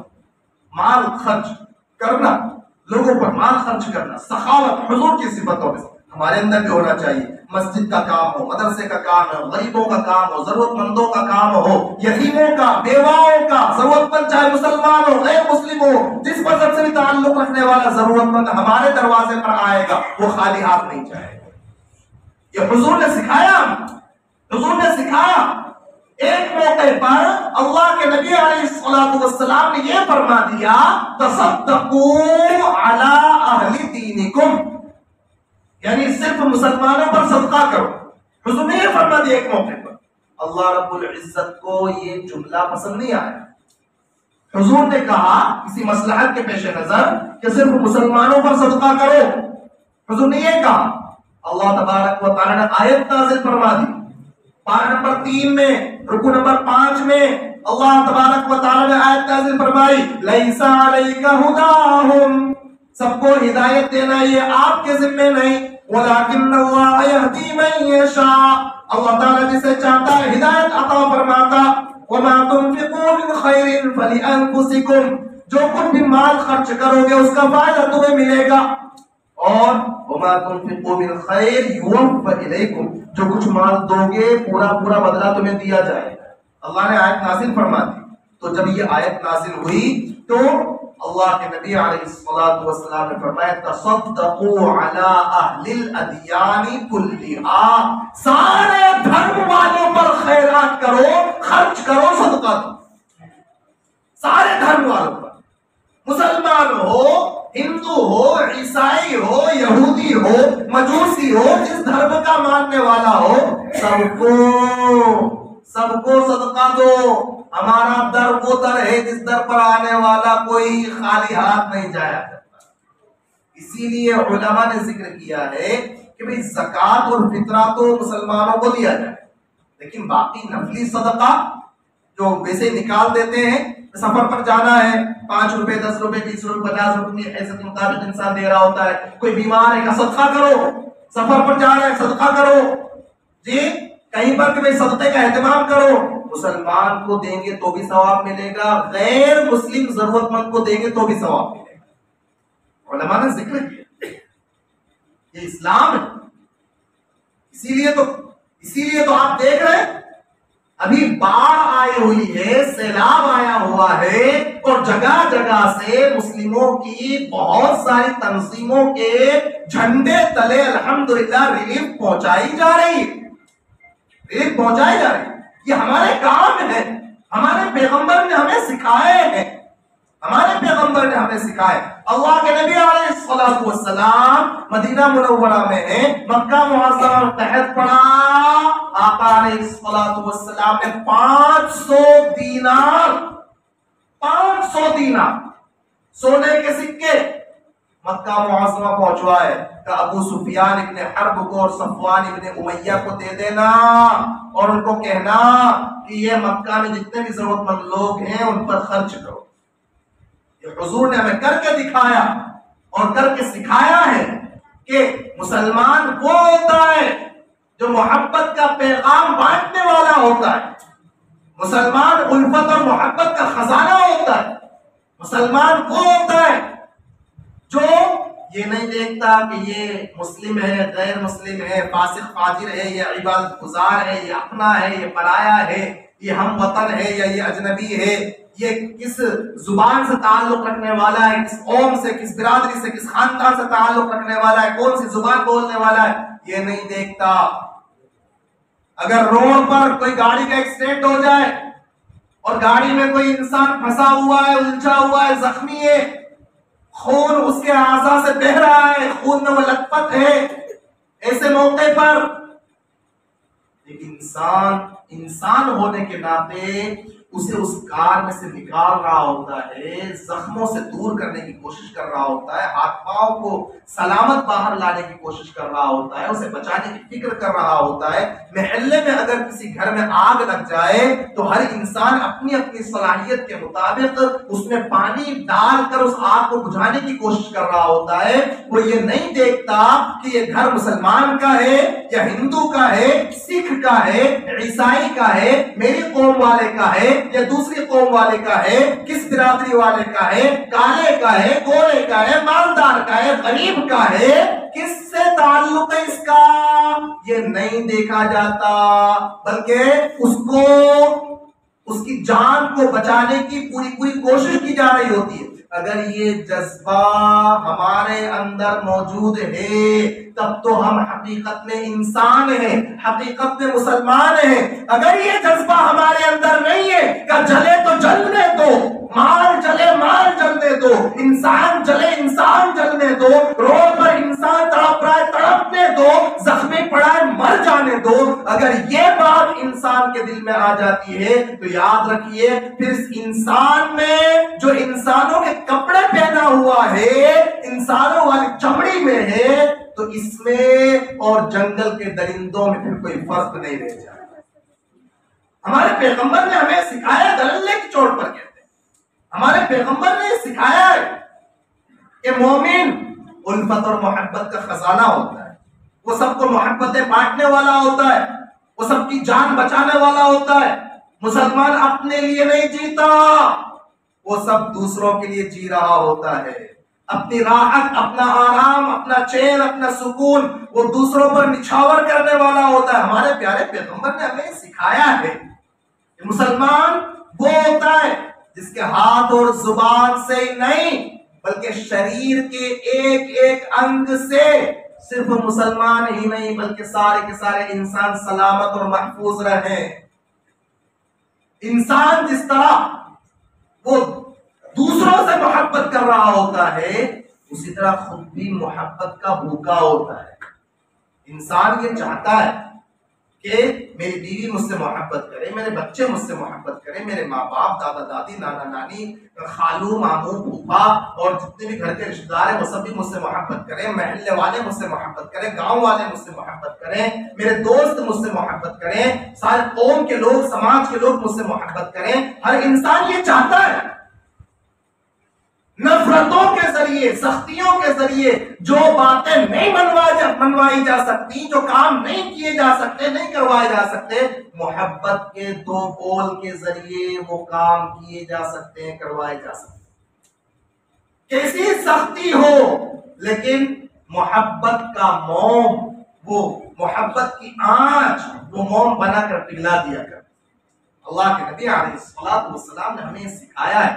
ویسے تو محبت اور اچھے اخلاق یہ ہر ایک کے ساتھ ضروری ہیں لیکن اگر کوئی انسان آپ کے بارے میں غلط فہمی کا شکار ہے، اگر کوئی انسان آپ کے بارے میں بدگمان ہے، اگر کوئی انسان کسی پروپیگنڈے کا شکار ہو چکا ہے، یا کوئی قوم، کوئی برادری اگر وہ آپ کے بارے میں غلط فہمی کا شکار ہو چکی ہے، کوئی قوم آپ کے بارے میں پروپیگنڈے اور سازش کا شکار ہو چکی ہے، تو پھر ان کے ساتھ محبت اور اچھے اخلاق اور زیادہ ضروری ہو جاتے ہیں۔ ویسے تو اچھے اخلاق ہر ایک کے ساتھ ضروری، لیکن اگر کسی کو آپ کے بارے میں، کسی فرد کو یا کسی قوم کو آپ کے بارے میں غلط فہمی ہو گئی ہے، پھر ان کے سامنے محبت اور ان کے سامنے اچھے اخلاق سے پیش آنا اور بھی زیادہ ضروری ہے۔ اچھا ایک بات آپ بتلاؤ، کم و بیش 800 سال اس ملک بھارت میں حکومت رہی کئی مسلم خاندانوں کی، کم و بیش 800 سال کئی مسلم خاندانوں نے حکومت کی۔ ان کی فوج میں، ان کی رعایا میں ہر مذہب کے لوگ تھے، ہر مذہب کے لوگ۔ کیا بات ہے کہ وہ آپس میں شیر و شکر بن کر، ارے شیر و شکر بھی سمجھتے ہو، شیر کہتے ہیں دودھ کو، شکر کہتے ہیں وہی شکر کو، دودھ میں جیسے شکر گھول دی جاتی ہے اس کو کہتے ہیں شیر و شکر، شکر الگ سے نظر نہیں آ رہے تو بھول گئی ہوتی ہے۔ تو ایسے سب ایک ہو کر رہتے رہے، ملک بھارت کو آباد کرتے رہے، اس کی حفاظت کرتے رہے، مسلم خاندان رہے، فوج میں ہر مذہب کے لوگ رہے، رعایا میں ہر مذہب کے لوگ رہے۔ یہ آپس میں اگر محبتیں نہ ہوتی تو اتنے لمبے عرصے تک اس ملک کو سرسبز و شاداب اور سونے کی چڑیا بنا کر کیسے رکھا گیا ہوتا؟ پتا چلا کہ آپس میں محبت کے ساتھ ایک دوسرے کے حقوق کو جانتے، پہچانتے، سمجھتے ہوئے وہ رہ رہے تھے۔ اور یہ محبت کی نشانی ہے کہ جہاں مسجد وہیں قریب میں مندر، جہاں مندر وہیں قریب میں مسجد۔ اور یہ محبت کی نشانی تھی، یہ محبت کی نشانی تھی۔ ایک ساتھ رہتے تھے، ایک ساتھ بیٹھتے تھے، ایک ساتھ کھاتے پیتے تھے، اٹھتے بیٹھتے تھے، معاملات ایک ساتھ ہوا کرتے تھے۔ عبادت کا وقت ہوا، پوجا کا وقت ہوا، بھئی تم مسجد چلے جاؤ، ہم مندر چلے جاتے ہیں، پھر ہم بھی آ جائیں گے، تم بھی آ جائیں گے، پھر بیٹھیں گے، پھر باتیں کریں گے۔ یہ ہوتا تھا۔ لیکن صحیح بات یہ ہے کہ انگریزوں کا جب اس ملک پر تسلط ہوا، انگریز کی جب اس ملک کو نظر لگی، اس زمانے سے جو نفرت کا بیج زمین میں ڈالا گیا، نفرت کا بیج آپس میں بویا گیا، وہ نفرت کا بیج، وہ نفرت کا پودا آج تناور درخت کی شکل اختیار کرتا چلا جا رہا ہے، وہ نفرت کے پھل دیتا چلا جا رہا ہے۔ اب علاج کرنا ہے، کوئی ڈاکٹر اگر موجود ہو تو وہ جانتے ہوں گے، اور اتنا تو خیر آپ بھی جان ہی لیں گے کہ علاج جو کیا جاتا ہے نا اپوزٹ کیا جاتا ہے۔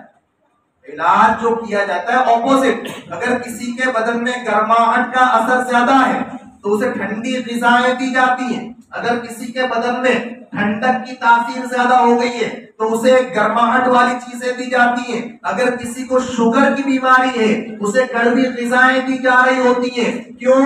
اس لیے کہ اگر گرماہٹ والے کو اور گرم غذائیں دی جائے، ٹھنڈک والے کو ٹھنڈی غذائیں دی جائے، اگر شوگر والے کو اور میٹھا کھلایا جائے تو بیماری گھٹے گی نہیں بلکہ بڑھتی چلی جائے گی۔ اسی طرح میرے بھائیوں، نفرت کی جو بیماری کچھ بوئی گئی تھی، اگر نفرت کا علاج نفرت سے کیا گیا، بدسلوکی کا علاج بدسلوکی سے کیا گیا، اگر بے حرمتی کا علاج بے حرمتی سے کیا گیا، بد اخلاقی کا علاج بد اخلاقی سے کیا گیا، تو پھر نفرتوں کے کانٹوں ہی کانٹوں سے یہ راستے اور یہ گھر اور یہ دل سب کچھ بھر جائیں گے، پھر یہاں محبت کے پھولوں کی خوشبوئیں باقی نہیں رہیں گی۔ اس لیے ہمیں پیارے نبی صلی اللہ علیہ وسلم نے محبت کا پیغام دے کر، محبت اور امن و امان کا سرچشمہ بنا کر، ہمیں مانوتا کا سندیش دے کر اور پھر دنیا میں جینے بسنے والا بنا کر سکھا کر گئے۔ اللہ کے نبی علیہ الصلوۃ والسلام تو معلم بن کر آئے تھے نا، سکھانے والے بن کر آئے تھے۔ حضور نے ہمیں سکھایا، کیا سکھایا؟ حضور نے ہمیں سکھایا کہ اگر تمہارے پڑوس میں رہنے والا کوئی غیر مسلم ہے تو اس کے پڑوس کا بھی حق ہے. غیر مسلم پڑوس میں رہتا ہے، تمہارے مکان کے پاس کسی ہندو کا مکان ہے، تمہاری دکان کے پاس کسی ہندو کی دکان ہے، تمہاری دکان کسی ہندو کی ہوٹل کے پاس ہے، کسی پان کی گمٹی کے پاس ہے، کسی چائے کی ٹپری کے پاس ہے، وہ تمہارا پڑوسی ہے، اس کے ساتھ اچھا سلوک کرو. اللہ تبارک و تعالیٰ نے اس اہم ترین حکم کو قرآن میں نازل فرمایا.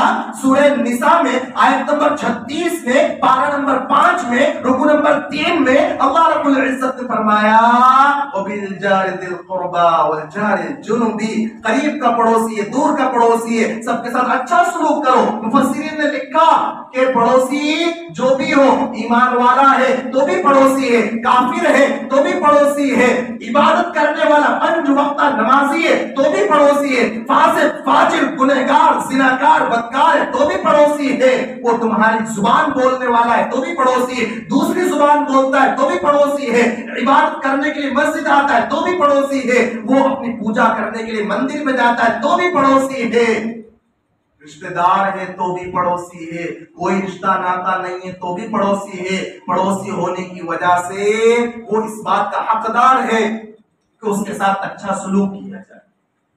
بخاری شریف باب الوصیت بالجار، مسلم شریف باب الوصیت بالجار والاحسان الیہ میں اللہ کے نبی علیہ الصلوۃ والسلام کا فرمان، اما عائشہ صدیقہ رضی اللہ تعالی عنہ فرماتی ہیں کہ آقا علیہ الصلوۃ والسلام نے یہ فرمایا کہ ما زال جبریل یوصینی بالجار حتی ظننت انه سیورثه، کہ جبرائیل امین برابر مجھے پڑوسی کے بارے میں وصیت کرتے رہے کہ اچھا سلوک کرنا، اچھا سلوک کرنا، اچھا سلوک کرنا.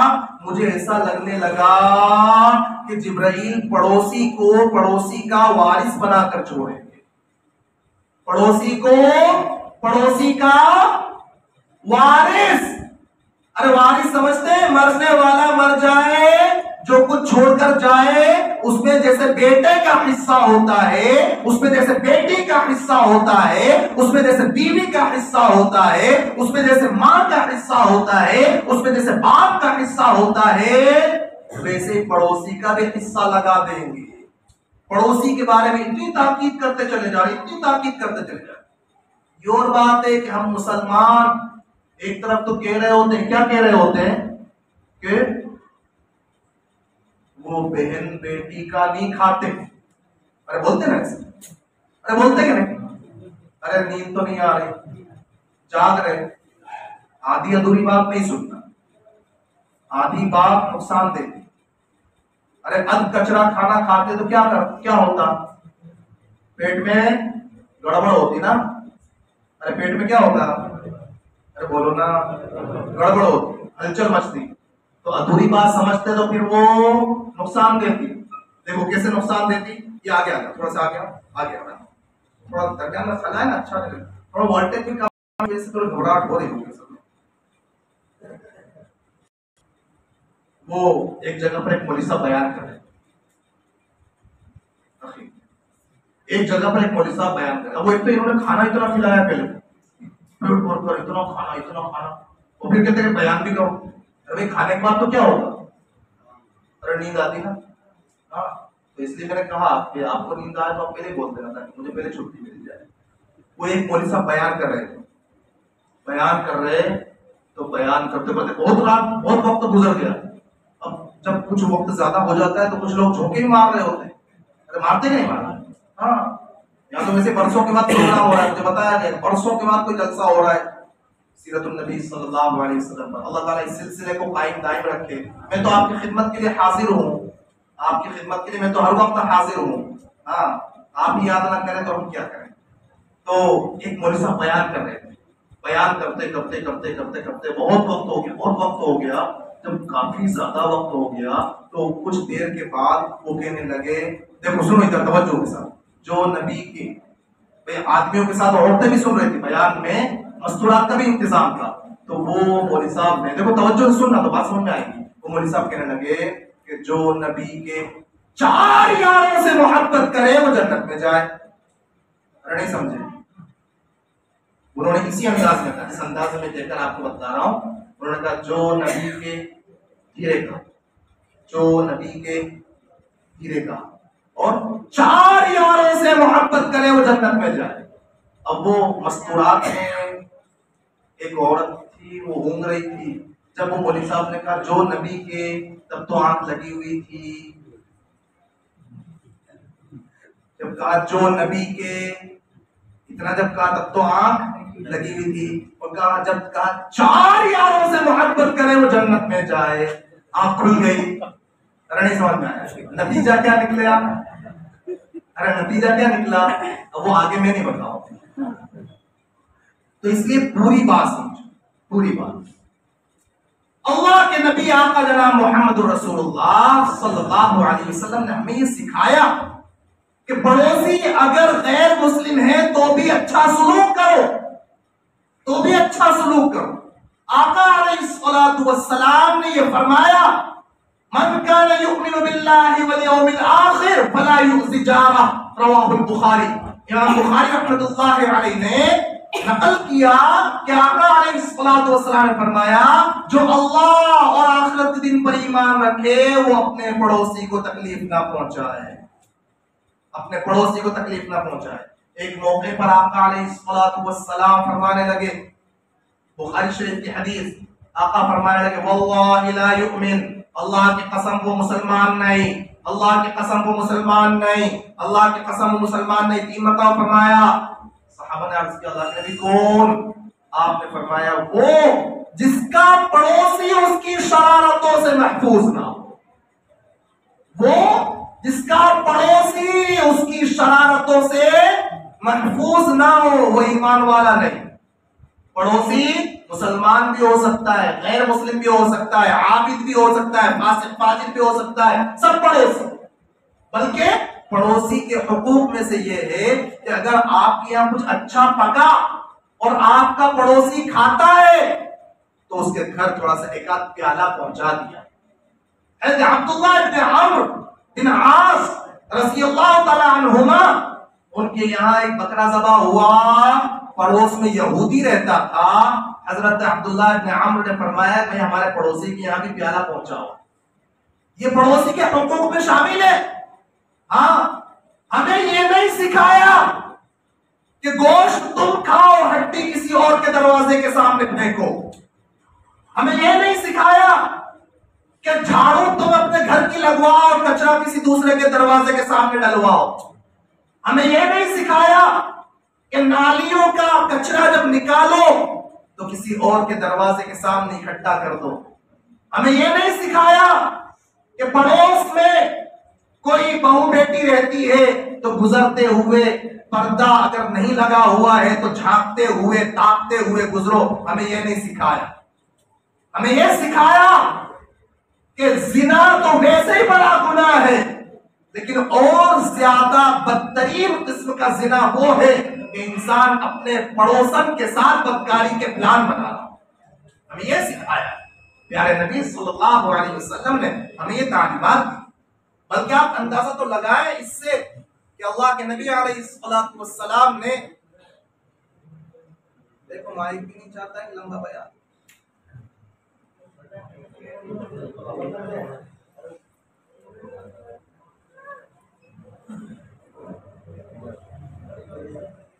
درود پاک پڑھ لو۔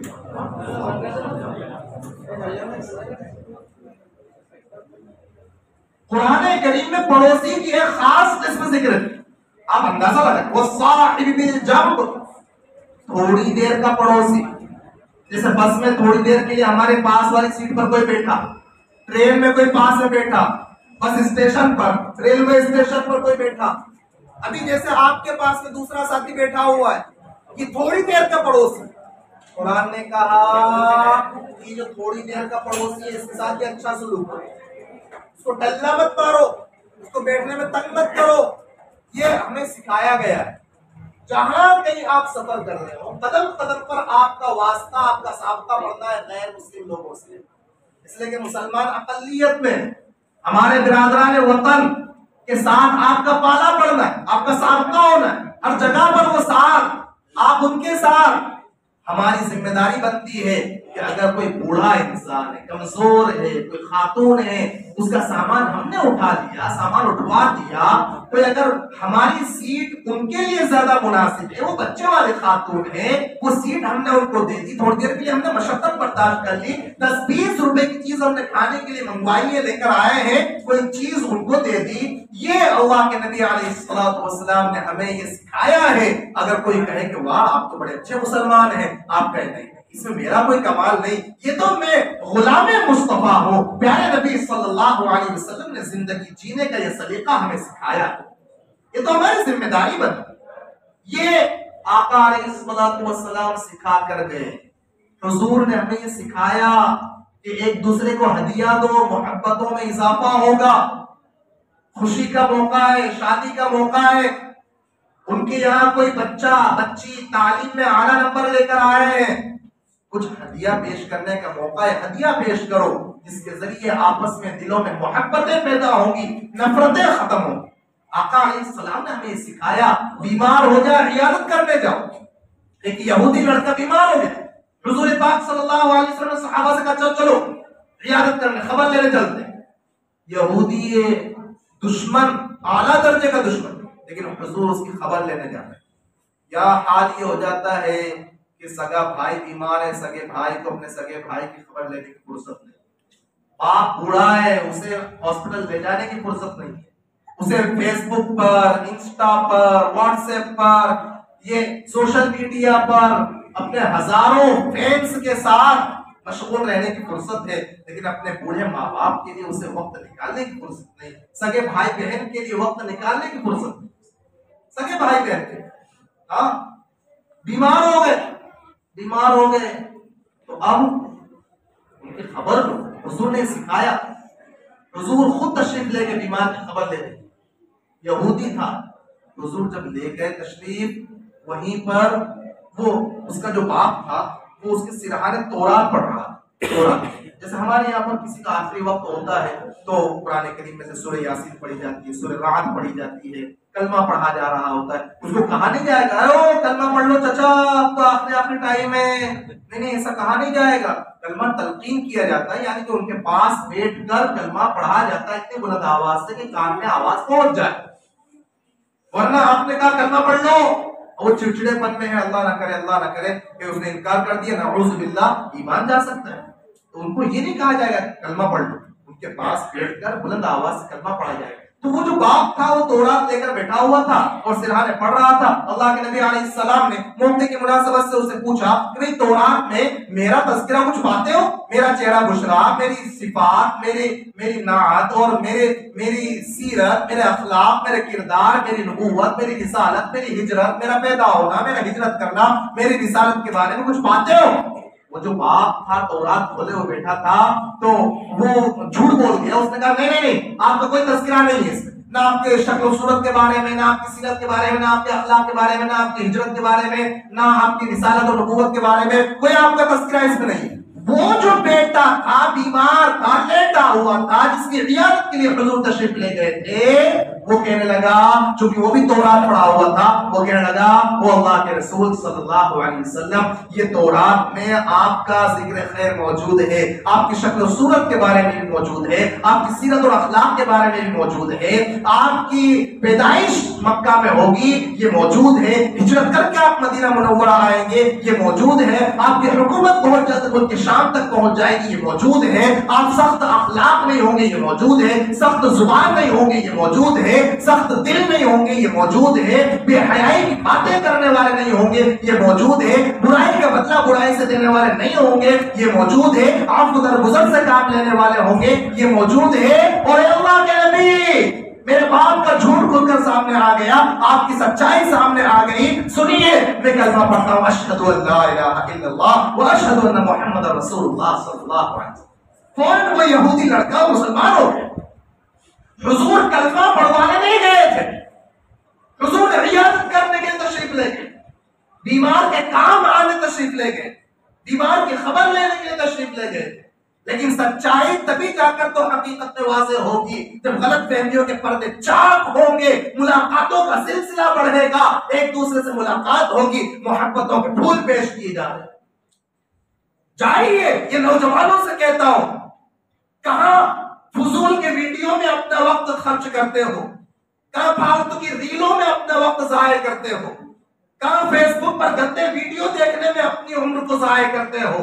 جاؤ اسپتالوں میں اجتماعی طور پر عیادتیں کرو، جو بیمار ہے ہر ایک ہمارا دوست ہے، ہمارا انسانیت کا ناطہ ہے ہمارا۔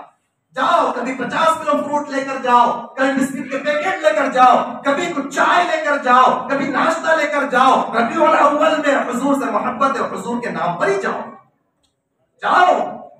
ان بیماروں کی خبر لیں اجتماعی طور پر کہ اللہ کے نبی کے ہم دیوانے، حضور بیماروں کی عیادت کرنے جایا کرتے تھے، اور حضور نے سکھایا ہے کہ بیمار کا حق ہے، بیمار کی عیادت کرنا انسانیت کے نام پہ ہے، یہ حضور نے ہمیں سکھایا ہے۔ اس طرح سے اچھے اخلاق پیش کیے جاتے ہیں۔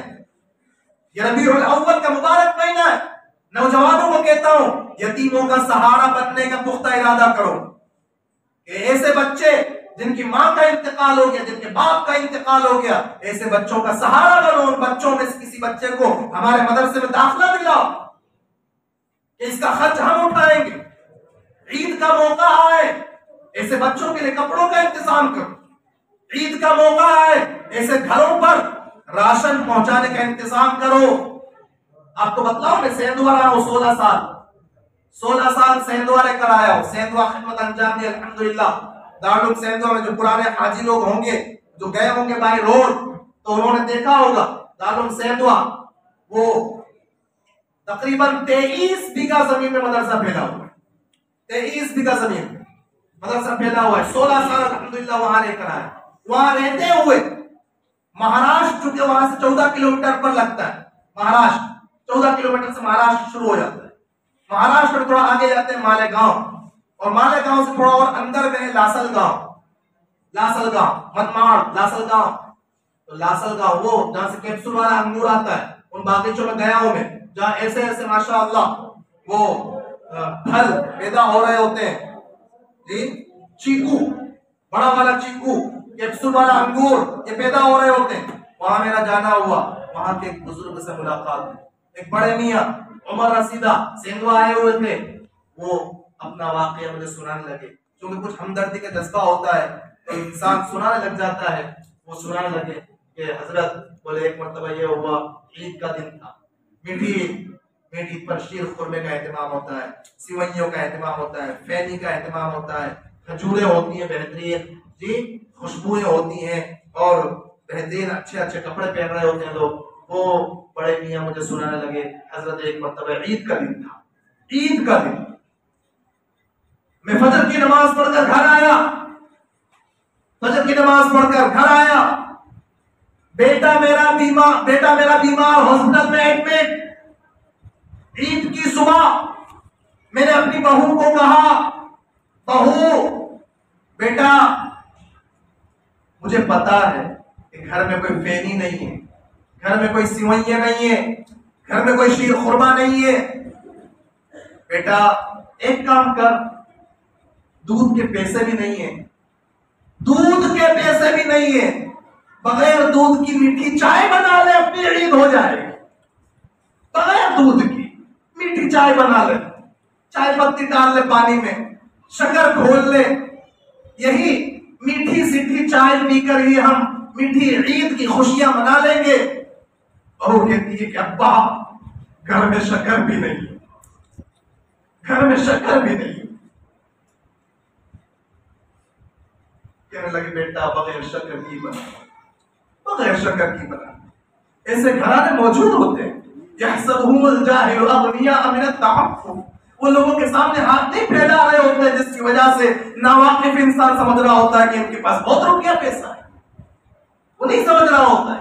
یہ نوجوانوں کو کہتا ہوں اپنی جوانی کو ایسی جگہوں پر لگاؤ، تلاش کرو ایسے غربا، فقراء، یتاما، مساکین، بیواؤں کو، چاہے وہ کسی بھی دھرم سے تعلق رکھنے والا ہے، اپنی خوشیوں میں شریک کرو۔ کنجوس ہے وہ مسلمان، عید کا موقع آئے اور اپنے غیر مسلم بھائیوں کو اپنے یہاں پر فینی کھانے کے لیے نہ بلائے، سیوئیاں کھانے کے لیے نہ بلائے۔ بقرعید کا موقع اور دوست ہے غیر مسلم اور وہ گوشت کھاتا ہو اور آپ نہ کھلائیں نہ بلائیں اس کے گھر نہ پہنچائیں، کنجوسی کی نشانی ہے۔ ارے پڑوس کا حق ہے۔ ابھی میں نے عبداللہ بن عمرو بن عاص رضی اللہ تعالی عنہ کا معاملہ آپ کو بتلایا۔ عید کے موقع پر لوگ پوچھ رہے ہوتے ہیں کہ غیر مسلم کو ہم گوشت دے سکتے ہیں کہ نہیں دے سکتے، دے سکتے کہ نہیں دے سکتے۔ میں نے اپنے چینل پر ڈال بھی رکھا ہے، یوٹیوب پر اپنے چینل پر مسئلہ بھی ڈال رکھا ہے۔ ارے بھائی کیوں نہیں دے؟ یہ مکارم اخلاق ہے، یہ بہترین اخلاق ہے۔ جب کچھ نفرت پسند لوگوں نے غلط فہمی دل دماغ میں ڈال دی ہو، ایسے موقع پر تو اور ضرور انہیں بلانا چاہیے یا ایک کچا ان کے گھر پہنچانا چاہیے۔ بالکل دے سکتے ہیں، کھلا سکتے ہیں۔ کچھ لوگ پوچھتے ہیں وہ گوشت کھا کر کچھ پیتے بھی ہیں، ایسا پوچھتے ہیں کچھ، وہ کچھ کھانے کے بعد پھر پیتے بھی ہیں۔ تو میرے بھائی مسئلہ سمجھ لو کہ ہم نے انہیں کھانے کی دعوت میں شریک کیا ہے، ہم نے کوئی ان کو شراب پینے کی دعوت نہیں دی، نہ ہم نے کوئی بیئر ان کو لا کر دی، نہ کوئی دارو ہم نے ان کو لا کر دی، نہ کوئی دارو کے ٹھیکے پر لے جا کر ہم نے انہیں بٹھایا، نہ کوئی دارو کے پیسے ہم نے ان کو دیے ہیں۔ اگر وہ پیتے تو وہ ان کا عمل ہے، جبکہ میرا اپنا زندگی کا تجربہ یہ ہے کہ کئی سارے غیر مسلم بھائیوں کو میں نے دیکھا ہے اپنی آنکھوں سے، وہ خود کہہ رہے ہوتے ہیں نہیں نہیں یہ بڑا پوتر گوشت ہے، اس کے بعد ہم نہیں پیے۔ دیکھا ہے، اپنی آنکھوں سے دیکھا ہے، احتیاط کر رہے ہوتے ہیں۔ یہ اللہ کے نبی علیہ الصلوۃ والسلام نے ہمیں سکھایا کہ بیماروں کی عیادت کرو، غریبوں کے ضرورت مندوں کے کام آؤ۔ نوجوانوں، آپ کے سامنے دو راستے ہیں۔ ایک راستہ تو یہ ہے کہ شیطان کے راستے پر چلتے رہو، بے حیائی کرتے رہو، فحاشیت کے ناچ ناچتے رہو، تنہائی میں گناہ کرتے رہو، اپنے جسموں کو بھی کمزور کرتے رہو، اپنی روحوں کو کمزور کرتے رہو، ایمان کے سودے کرتے رہو، اعمال کا جنازہ نکالتے رہو، سنتوں کو چھوڑتے رہو، مسجدوں سے منہ موڑتے رہو۔ ایک راستہ تو یہ ہے جو شیطان کا دکھایا ہوا راستہ ہے، اور دوسرا راستہ وہ ہے کہ ابوبکر صدیق رضی اللہ تعالیٰ عنہ جوانی کی حالت میں آ رہے ہیں، سب کچھ رسول اللہ پر نچھاور کر رہے ہیں۔ ایک راستہ یہ ہے عمر بن خطاب آ رہے ہیں، جوانی کی حالت میں اسلام کے حلقے میں آ رہے ہیں، اور وہ صدق اور حق اور وفا بن کر سامنے ابھر کر آ رہے ہیں۔ ایک راستہ یہ ہے عثمان آ رہے ہیں اور 1000 اشرفیہ دین کے خاطر لٹا رہے ہیں، راستے میں بڑھ کر لا رہے ہیں اور حضور کی گود میں خالی کر رہے ہیں، 600 اونٹ ساز و سامان کے ساتھ اللہ کے راستے میں قربان کر رہے ہیں۔ ایک راستہ یہ ہے علی مرتضیٰ ہے، حیدر کرار ہے، شیر خدا ہے، وہ آ رہے ہیں اور فاتح خیبر بن رہے ہیں، وہ شجاعت اور بہادری اور جوان مردی اور ہمت اور جرأت کے پیکر بن کر ابھر کر آ رہے ہیں۔ یہ خبیب اور خباب ہیں جو اللہ تبارک و تعالیٰ کے اور پیارے نبی کے عشق میں سرشار ہو کر جان اللہ کے راستے میں قربان کر رہے ہیں۔ یہ بلال ہیں جن کے سینے پر چٹانیں رکھی جا رہی ہیں۔ یہ یاسر عمار بن یاسر ہیں، عمار بن یاسر ہیں، حضرت یاسر ہیں، سمیہ ہیں جنہوں نے اللہ کے لیے دین کے خاطر سب کچھ قربان کر دیا ہے۔ یہ سعید بن عامر جمحی ہیں، یہ مصعب بن عمیر ہیں، سب کچھ انہوں نے تج دیا ہے اور سب کچھ چھوڑ کر پیارے نبی کی محبت میں سرشار ہو گئے۔ ایک راستہ یہ ہے جس راستے سے آپ انسانیت کی مانوتا کی خدمت کر سکتے ہیں۔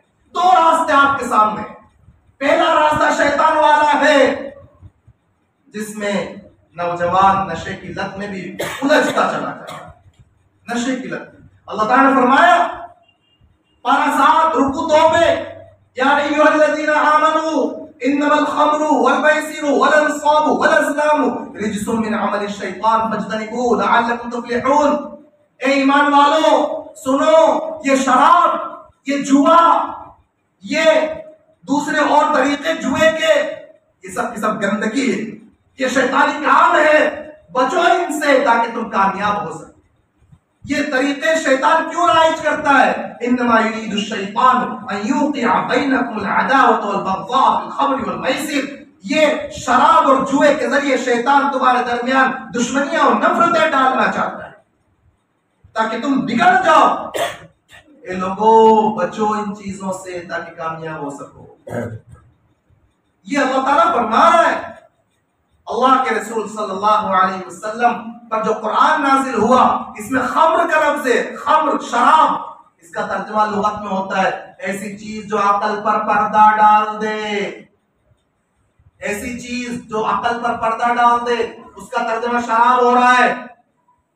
دارو، بیئر، وسکی، رم، دیشی ودیشی، یہ سب، اور یہ جوئے، اور یہ موبائل میں طرح طرح کے آن لائن جوئے، یہ زوپی، یہ رمی اور یہ لوڈو، یہ سب کی سب چیزیں جوئے میں شامل ہے جس میں ہمارا مسلمان گرتا چلا جا رہا ہے. نوجوان اس میں دلدل میں پھنستا چلا جا رہا ہے اور باپ کی کروڑوں کی کمائی کو وہ ضائع کرتا چلا جا رہا ہے.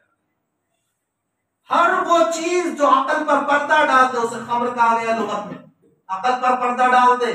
شراب بھی عقل پر پردہ ڈالتی ہے، جوا بھی عقل پر پردہ ڈال دیتی ہے، اور یہ موبائل کا غلط استعمال یہ بھی انسان کی عقل پر پردہ ڈالتا چلا جا رہا ہے. اللہ کے نبی علیہ الصلوۃ والسلام نے ہمیں جو سکھایا تھا، جو مسلمان بنایا تھا، وہ جو قرآن میں جس کو مسلمان کہا گیا، وہ جو حدیث میں جس کو مسلمان کہا گیا، میرے بھائیوں سچی بات یہ کہ وہ الگ رہ گیا، اور ہم جو بازار میں چلتے پھرتے نظر آ رہے ہوتے یہ مسلمان الگ ہو گئے. ہم نے قرآن والا مسلمان ہونا سیکھا نہیں، اس کی اہمیت کو سمجھا نہیں، اور لوگ ہمیں ہی مسلمان سمجھ کر بدگمانی کے دلدل میں الجھتے چلے جاتے. ضرورت ہے اس کی کہ ہم سیکھیں کہ آخر سچا پکا مسلمان کہتے کس کو ہے. سیکھنے کی ضرورت ہے، اور وہ پیارے نبی صلی اللہ علیہ وسلم کی سیرت کے ذریعے ہمیں سمجھنا پڑے گا کہ صحابہ اکرام نے مسلمان بن کر دکھایا. کامل استاذ وہ ہوتا ہے جو اپنے شاگرد کو اپنے رنگ میں ڈھال دے. کامل استاذ وہ ہوتا ہے. حضور جب دنیا سے پردہ فرمانے کا وقت ہے تو کم و بیش سوالات صحابہ یعنی اپنے شاگردوں کا مجمع تیار کر کے اپنے رنگ میں ڈھال کر دنیا سے تشریف لے گئے. سوالات کا مجمع یہ 23 سال کے عرصے میں سوالات شاگردوں کو حضور نے تیار کیا. میرے بھائیوں یہ صحابہ کے زندگی گزارنے کے طریقے جو صحابہ نے حضور سے سیکھے، اب یہ ہمیں سیکھنے کی ضرورت ہے. ارے سیکھیں گے انشاءاللہ. اللہ کے نبی علیہ الصلوۃ والسلام نے ہمیں سکھایا. ایک دو باتیں اور عرض کروں گا اور بات کو ختم کروں گا انشاءاللہ. اللہ کے نبی علیہ الصلوۃ والسلام کی سیرت مبارکہ کے پلیٹ فارم سے ہم جمع ہوئے ہیں. حضور نے ہمیں یہ سکھایا ہے کہ ہر کچھ سماجی قدریں، کچھ سماجی چیزیں ہر مذہب میں، ہر مہذب سوسائٹی میں عزت اور وقار کی نظر سے دیکھی جاتی.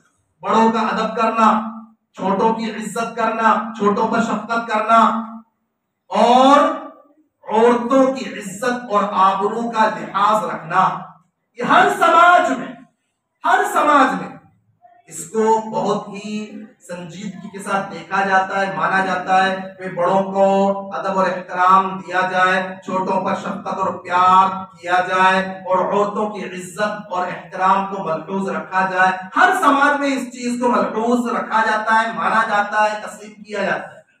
لہذا ہمیں کسی بھی موقع پر غیر مسلم اگر کوئی مسلمان تو ہے ہی لیکن غیر مسلم بھی اگر کوئی بڑی عمر کا ملتا ہے، ہم انہیں کہیں چچا، تایا، دادا، نانا کے القاب سے ان کو ملقب کرتے ہوئے اچھی جگہ پر ان کو بیٹھنے کو دے دیں، پانی انہیں پیش کر دیں، چائے انہیں پلا دیں. اگر چھوٹا ہے پیار سے پیش آ جائے، کوئی 5-10 روپے اس پر خرچ کر دیں. اگر ایسا ہم نہیں کرتے تو اس کا جو حق تھا اس کی حق تلفی کرنے والے ہم کہلائیں. عورتیں ہیں، مستورات ہیں. قرآن نے کیا کہا؟ قل للمؤمنین یغضوا من ابصارہم. اے پیارے پیغمبر، ایمان والے مردوں سے کہہ دو کہ اپنی نظریں نیچی رکھیں. کس سے؟ صرف مسلمان عورتوں سے؟ ارے نہیں، مسلمان عورتیں ہوں یا غیر مسلم عورتیں ہوں، سب سے نظروں کو نیچے رکھنا ہے. سب سے نظروں کو نیچے رکھنا ہے. جس طرح کسی مسلمان عورت سے زناکاری حرام ہے، بدکاری حرام ہے، اسی طرح کسی غیر مسلم عورت سے بھی بدکاری حرام ہے. ایک چیز جو اسلام میں تھی نہیں، اتنا ہم گر گئے کہ وہ لیبل لگایا جانے لگا اور اس پر گھر توڑے جانے لگا. لو اب جہاد کے نام کی کوئی چیز اسلام میں ہے ہی نہیں، ہے ہی نہیں، لیکن اتنا ہم گر گئے، اتنا اپنی نظروں کو گندا کر لیا، شرمگاہوں کے اتنے پجاری بن گئے، بدکاریوں کے دلدل میں اتنا الجھتے چلے گئے، ایک نیا نام دلوا دیا، نیا نام دلوا دیا، جس نام کی کوئی چیز اسلام میں تھی ہی نہیں۔ کیوں؟ اس لیے کہ حضور کی سیرت سے ہٹ گئے، نبی والے طریقے سے کٹ گئے۔ آقا علیہ الصلوۃ والسلام نے کسی کے سر کی اوڑھنی کو کھینچا نہیں ہے، حضور تو اوڑھنیاں اڑانے کے لیے تشریف لائے۔ حضور نے تو یہ سکھایا ہے کہ ننگوں کو پہناؤ، بھوکوں کو کھلاؤ، غریبوں کی مدد کرو، یتیموں کا سہارا بنو۔ اور یہ نوجوان 500 روپے میں جا کر اپنے لیے جہنم کو تیار کر رہا ہوتا ہے، زنا کے اڈوں پر جا رہا ہوتا ہے، بدکاری کے اڈوں پر جا رہا ہوتا ہے، موقع کی تلاش میں ہوتا ہے، تنہائی تلاش کر رہا ہوتا ہے۔ اے نوجوانوں سنو، آپ کو میں سناؤں، حافظ ابن کثیر رحمت اللہ علیہ نے تفسیر ابن کثیر میں، اور وہیں سے مفتی شفیع صاحب رحمت اللہ علیہ نقل فرمایا، بنو اسرائیل میں ایک شخص تھا، کفل اس کا نام تھا، کوئی موقع نہیں چھوڑتا تھا، عیاشی پر عیاشی، عیاشی پر عیاشی کر رہا ہوتا، مال بہت تھا، مال جب آتا ہے تو بے حیائی کو بھی ساتھ میں لاتا ہے۔ آقا نے فرمایا ہر امت کا ایک فتنہ ہے، میری امت کا فتنہ مال ہے۔ یہ آقا نے فرمایا جب مال مل رہا ہوتا ہے، اور خاص طور سے جب مفت میں مل رہا ہوتا ہے، باپ دادا کی وراثت سے مل رہا ہوتا ہے، تو انسان کو پھر اس کی قدر بھی نہیں ہوتی ہے۔ مفت میں ملا ہوتا ہے نا، مال مفت دلے بے رحم۔ وہ کفل نامی شخص بنی اسرائیل کا کوئی موقع نہیں چھوڑتا تھا، بدکاری میں الجھا رہتا تھا، جہاں کوئی موقع ملا، جہاں کوئی نئی لڑکی ملی، فوراً بدکاری میں مبتلا ہوتا تھا۔ ایک نوجوان لڑکی خوبصورت، ضرورت کی ماری، حالات کی دکھیاری، اس کو کچھ پیسوں کی ضرورت تھی، وہ آگے کفل کے پاس کہنے لگی مجھے پیسوں کی ضرورت ہے، اب پیسے دے دوں گا لیکن بدلے میں مجھے کیا ملے گا؟ چاروں ناچار عزت لٹانے پر مجبور ہو گئی۔ تنہائی میں جب ملاقات ہوئی، دروازہ بند ہوا، تنہائی میں کپڑے اتارے، اس وقت میں اس عورت کی آنکھوں سے آنسو چھلکے وہ رونے لگی۔ وہ کہنے لگا کیا میں نے تجھ پر کوئی زبردستی کی؟ کہنے لگی نہیں کوئی زبردستی نہیں کی۔ کیا میں تجھے زبردستی مجبور کر رہا ہوں، تجھے کھینچ کر لایا ہوں؟ کہ نہیں ایسا بھی کچھ نہیں۔ پھر روتی کیوں ہے؟ روتی کیوں ہے؟ وہ روتے روتے آنسوؤں سے منہ دھوتے دھوتے کہنے لگی کہ دراصل بات یہ ہے کہ آج سے پہلے کبھی یہ گناہ میں نے نہیں کیا، آج سے پہلے کبھی یہ گناہ میں نے نہیں کیا، حالات نے مجھے مجبور کر دیا کہ تیرے دروازے کے اندر پہنچا دیا ہے، کبھی میں نے یہ گناہ نہیں کیا ہے۔ کفل کے دل پر اس کے دل سے نکلی ہوئی آواز کا اثر ہوا، کہنے لگا سچ میں تو نے کبھی یہ گناہ نہیں کیا؟ کہنے لگی نہیں کبھی میں نے یہ گناہ نہیں کیا، حالات نے مجبور کر دیا ہے تیرے دروازے کے اندر آنے پر، ورنہ زندگی میں کبھی اب تک کبھی گناہ نہیں کیا۔ وہ کہنے لگا اللہ کی قسم کفل بھی آج سے یہ گناہ نہیں کرے گا، کفل بھی آج سے یہ گناہ نہیں کرے گا۔ اٹھ جا، کپڑے پہن لے، نکل جا، پیسے بھی لے جا اور عزت بھی سنبھال کر لے جا۔ وہ اٹھی، پیسے بھی لے گئی، وہ گئی۔ پہلے زمانے میں یہ ہوتا تھا کہ اللہ کی طرف سے دروازوں پر بھی لکھ دیا جاتا، کسی نے چوری کی لکھ دیا جاتا تھا اس نے چوری کی ہے، اس نے بدکاری کی لکھ دیا جاتا ہے اس نے بدکاری کی ہے۔ یہ اللہ کا پیارے حبیب کے صدقے میں ہم پر بڑا احسان ہے کہ اللہ کی طرف سے ستاری کا معاملہ ہوتا ہے، بڑے بڑے کانڈ کیے ہوتے ہیں لیکن اللہ نے چھپا دیا ہوتا ہے۔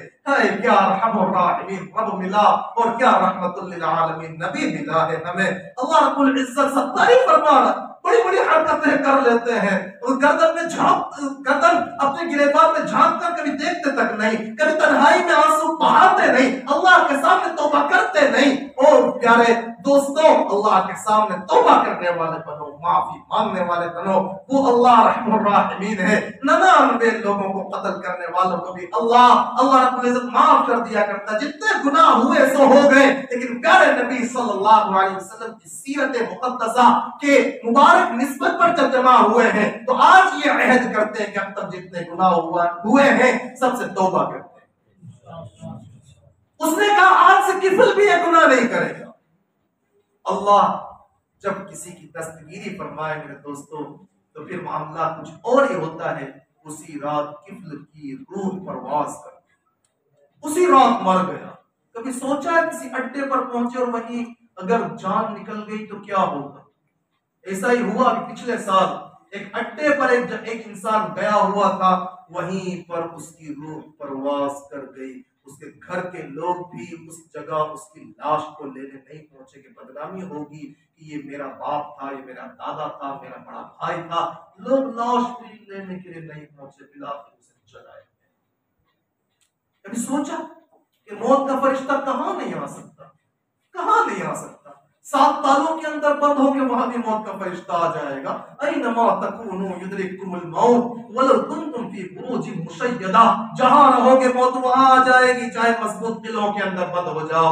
7 نہیں 70 تالے لگا لو, لیکن موت کے فرشتے کو کوئی تالا روک سکے ایسا تالا کسی نے بنایا نہیں ہے. وہ کفل کی روح پرواز کر گئی. صبح میں جب لوگ وہاں دروازے پر پہنچے کہ بھئی اس کو نکالا جائے, اس کا جنازہ پڑھا جائے, دروازے پر لکھا ہوا تھا قد غفر اللہ للکفل, اللہ تعالیٰ نے کفل کو معاف کر دیا. لکھا ہوا تھا اللہ نے کفل کو معاف کر دیا. میرے نوجوان دوستو, کرنے کے کام نبی ہم کو بتلا کر چلے گئے ہیں. ہمیں کیا کرنا ہے اور کن کاموں سے ہمیں بچنا ہے نبی ہمیں بتا کر چلے گئے ہیں کہ ان کاموں سے رکنا ہے. تو اللہ کے نبی علیہ الصلوۃ والسلام نے ہمیں یہ کہا ہے کہ اپنی نظروں کو نیچا رکھو, مسلمان عورتوں سے بھی, غیر مسلم عورتوں سے بھی, اور ایمان والی عورتوں سے کہا گیا کہ تم بھی اپنی نظروں کو نیچا رکھو, اپنی شرمگاہوں کی حفاظت کرو. مسلمان پرائے مردوں سے بھی اور غیر مسلم مردوں سے, سب سے اپنی شرمگاہوں کی بھی حفاظت کرو, نظروں کی حفاظت کرو. ایک آخری بات اور عرض کر دیتا ہوں کہ جو جس مذہب کا ماننے والا ہے, جو بھی انسان جس مذہب کو بھی فالو کر رہا ہوتا ہے, اس مذہب کے جو تصورات ہوتے ہیں, اس مذہب کے جو افکار, خیالات, نظریات, عقائد ہوتے ہیں, اس مذہب کے جو کچھ ماننے نہ ماننے کی چیزیں ہوتی ہیں, اور اس مذہب کی جو مقدس ہستیاں ان کے نزدیک ہوتی ہیں, تو ان سے اس مذہب کے ماننے والوں کو جذباتی, عاشقانہ, والہانہ تعلق, محبت اور عشق ہوا کرتا ہے. ہم اللہ کو مانتے, رسول اللہ کو مانتے, کلام اللہ کو مانتے, بیت اللہ کو مانتے, صحابہ کو مانتے, صحابیات کو مانتے, ازواج مطہرات کو مانتے. ہمیں ان سب سے محبت اور عشق ہے. جو جس دھرم کو مانتا ہے, چاہے وہ کام عقل کے مطابق ہو, عقل کے خلاف ہو, ہمارے دماغ میں آتے ہو نہ آتے ہو, مقدس ہستیاں ان کے نزدیک جو ہے سو ہے. اگر ہم ان کی دھارمک شخصیتوں پر بھدا کمنٹ کریں گے, کوئی ریمارکس کریں گے, تو پھر ایکشن پر ریئیکشن بھی ہوتا ہے. ہم اگر کچھ کہیں گے رد عمل ہوگا.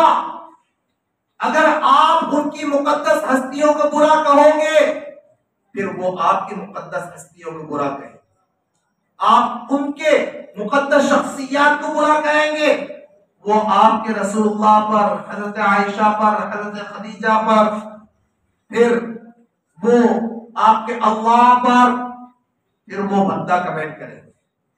اسی لیے یہ درست نہیں ہے کہ کسی بھی مذہب کے ماننے والے جن شخصیتوں کو مانتے ہو تو انہیں ہم برا بھلا کہیں. بالکل نہیں. یہ آپ کہاں سے کہہ رہے ہیں؟ کچھ ثبوت, دلیل ہے؟ میں نے کہا ہاں, بغیر دلیل کے تو بات کرنا نہیں چاہیے. قرآن میں لکھا ہے, قرآن میں لکھا ہے. اللہ تعالی نے فرمایا وَلَا تَسُبُّوا الَّذِينَ يَدْعُونَ مِن دُونِ اللَّهِ, اللہ کے علاوہ جن جن معبودوں کی لوگ پرستش اور پوجا کرتے ہیں, تم ان معبودوں کو برا بھلا مت کہو, گالیاں مت دو. یہ قرآن میں لکھا. کیا ہوگا ورنہ فَيَسُبُّ اللَّهَ عَدْوًا بِغَيْرِ عِلْمٍ, پھر جواب میں دشمنی میں وہ اللہ کو گالیاں دیں گے. تو اللہ کو, رسول اللہ کو گالیاں دلوانے والے تم خود بنو. اسی لیے تو حدیث میں فرمایا کہ بڑا گناہ ہے کہ انسان اپنے ماں باپ کو گالی دے. صحابہ کو تعجب ہوا, صحابہ نے پوچھا کہ ایسا بھی ہو سکتا ہے کہ انسان اپنے ماں باپ کو گالیاں دے؟ حضور نے اس کی وضاحت فرمائی, ہاں اس کا طریقہ یہ کہ ایک انسان دوسرے انسان کے ماں باپ کو گالیاں دے, پھر وہ اس کے ماں باپ کو گالیاں دے, تو اپنے ماں باپ کو گالیاں دلوانے والا یہ خود ہوا, سبب بنا. اس لیے علامہ قرطبی اس آیت کی تفسیر میں فرماتے حکمها باطل فی هذه الامه على كل حال, کہ اس آیت کا حکم باقی ہے ہر حال میں اس امت کے. ہاں اس لیے ایسی اونچی باتیں کرنے, ایسے اونچے کمنٹ کرنے سے, چاہے واٹس ایپ ہو, فیس بک ہو, یا کہ of line who, social media کا کوئی بھی پلیٹ فارم ہو, وہاں پر ایسے بھدے کمنٹ کرنے سے ہمیں بچنے کی ضرورت ہے. لکم دینکم ولی دین, بھائی تمہیں جو کچھ مذہب ہے تمہارا, تم اس پر چلو, ہم اپنے مذہب پر چلیں گے. ہم تمہیں برا کیوں کریں, ہم تمہیں برا کیوں کریں؟ بھائی قصور تو ہمارا ہے کہ ہم نے صحیح پیغام اسلام کا لوگوں تک پہنچایا ہے, قصور ہمارا ہے. جیسا کہ وہ گوہ نے کہا کہ آپ خاتم النبیین ہیں, آپ پروردگار عالم کے پیغمبر ہیں, قد افلح من صدقک, جس نے آپ کو سچا مانا وہ کامیاب, جس نے آپ کو ٹھکرایا وہ ناکام. اور کلمہ پڑھنے لگا. اللہ کے نبی علیہ الصلوۃ والسلام نے کہا دو بھائی اس کو دو, سخاوت, یہاں سے میں آگے بڑھاتا, سخاوت. حضور نے فرمایا اس کو عطا کرو, اس کو دو. لوگوں نے, صحابہ نے اس دیہاتی کو اتنا دیا کہ وہ لے جانے سے عاجز ہو گئے. اتنا بھر کر, اتنا روپیہ پیسہ سامان سے اتنا دیا کہ لے جانے سے عاجز ہو گئے. عبد الرحمن بن عوف کہنے لگے کہ اللہ کے نبی صلی اللہ علیہ وسلم, میں اسے اونٹنی دینا چاہتا ہوں, اچھی جوان اونٹنی دینا چاہتا ہوں. اللہ کے نبی نے فرمایا بالکل دو. سن اے عبد الرحمن, تم نے جو دینا تھا وہ بتلا دیا کہ تم اچھی جوان تندرست توانا اونٹنی دینا چاہتے ہو. اب اللہ تمہیں اس کے بدلے میں جو عطا کرے گا وہ میں بتلاؤں. ضرور بتلائیے اللہ کے نبی.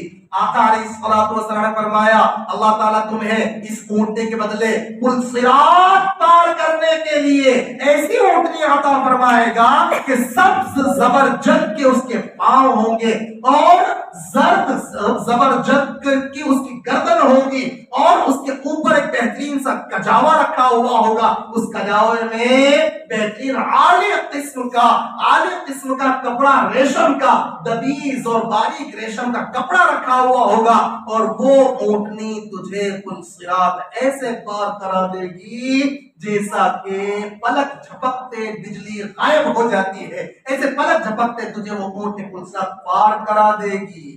یہ حضور نے فرمایا. پھر وہ بدو وہاں سے اونٹنی پر سوار ہو کر سارا سامان لے کر گئے, اور وہ بنو سلیم قبیلے سے تعلق رکھتے تھے. ادھر سے 1000 بنو سلیم کے لوگ آ رہے تھے, 1000 تلواریں ان کے پاس, 1000 نیزے ان کے پاس. کہاں جا رہے ہو؟ کہ وہ جو اللہ کا نبی ہونے کا دعویدار ہے, ہم اس کا کام تمام کرنے جا رہے ہیں. ارے سنو سنو سنو, اشہد ان لا الہ الا اللہ واشہد ان محمد رسول اللہ. ارے میں گواہی دیتا ہوں کہ اللہ کے سوا کوئی معبود نہیں, اور میں گواہی دیتا ہوں کہ وہ محمد صلی اللہ علیہ وسلم وہ اللہ کے رسول ہے. اچھا ایسا ہے, تو بھی بے دین ہو گیا؟ ارے نہیں, صرف بے دین نہیں ہوا, ارے معاملہ ایسا ہوا. پوری حدیث بتائے, پوری حدیث کہ میں گو کا شکار کر کے لایا تھا, میں نے پٹک دیا تھا, بدتمیزی سے پیش آیا تھا, علم اور بردباری انہوں نے دکھلائی. عمر تو مجھے مارنے والے تھے, انہوں نے بچایا. اور پھر میں نے کہا کہ جب تک یہ گو ایمان نہیں لائے گی تب تک میں ایمان نہیں لاؤں گا. گو سے انہوں نے بات کرنا شروع کیا, گو نے اللہ کا تعارف کرایا, گو نے پیغمبر کا تعارف کرایا, اور گو نے یہ بھی بتلا دیا کہ جو ان کی بات مانے گا وہ کامیاب, جو ان کی بات نہیں مانے گا وہ ناکام. اچھا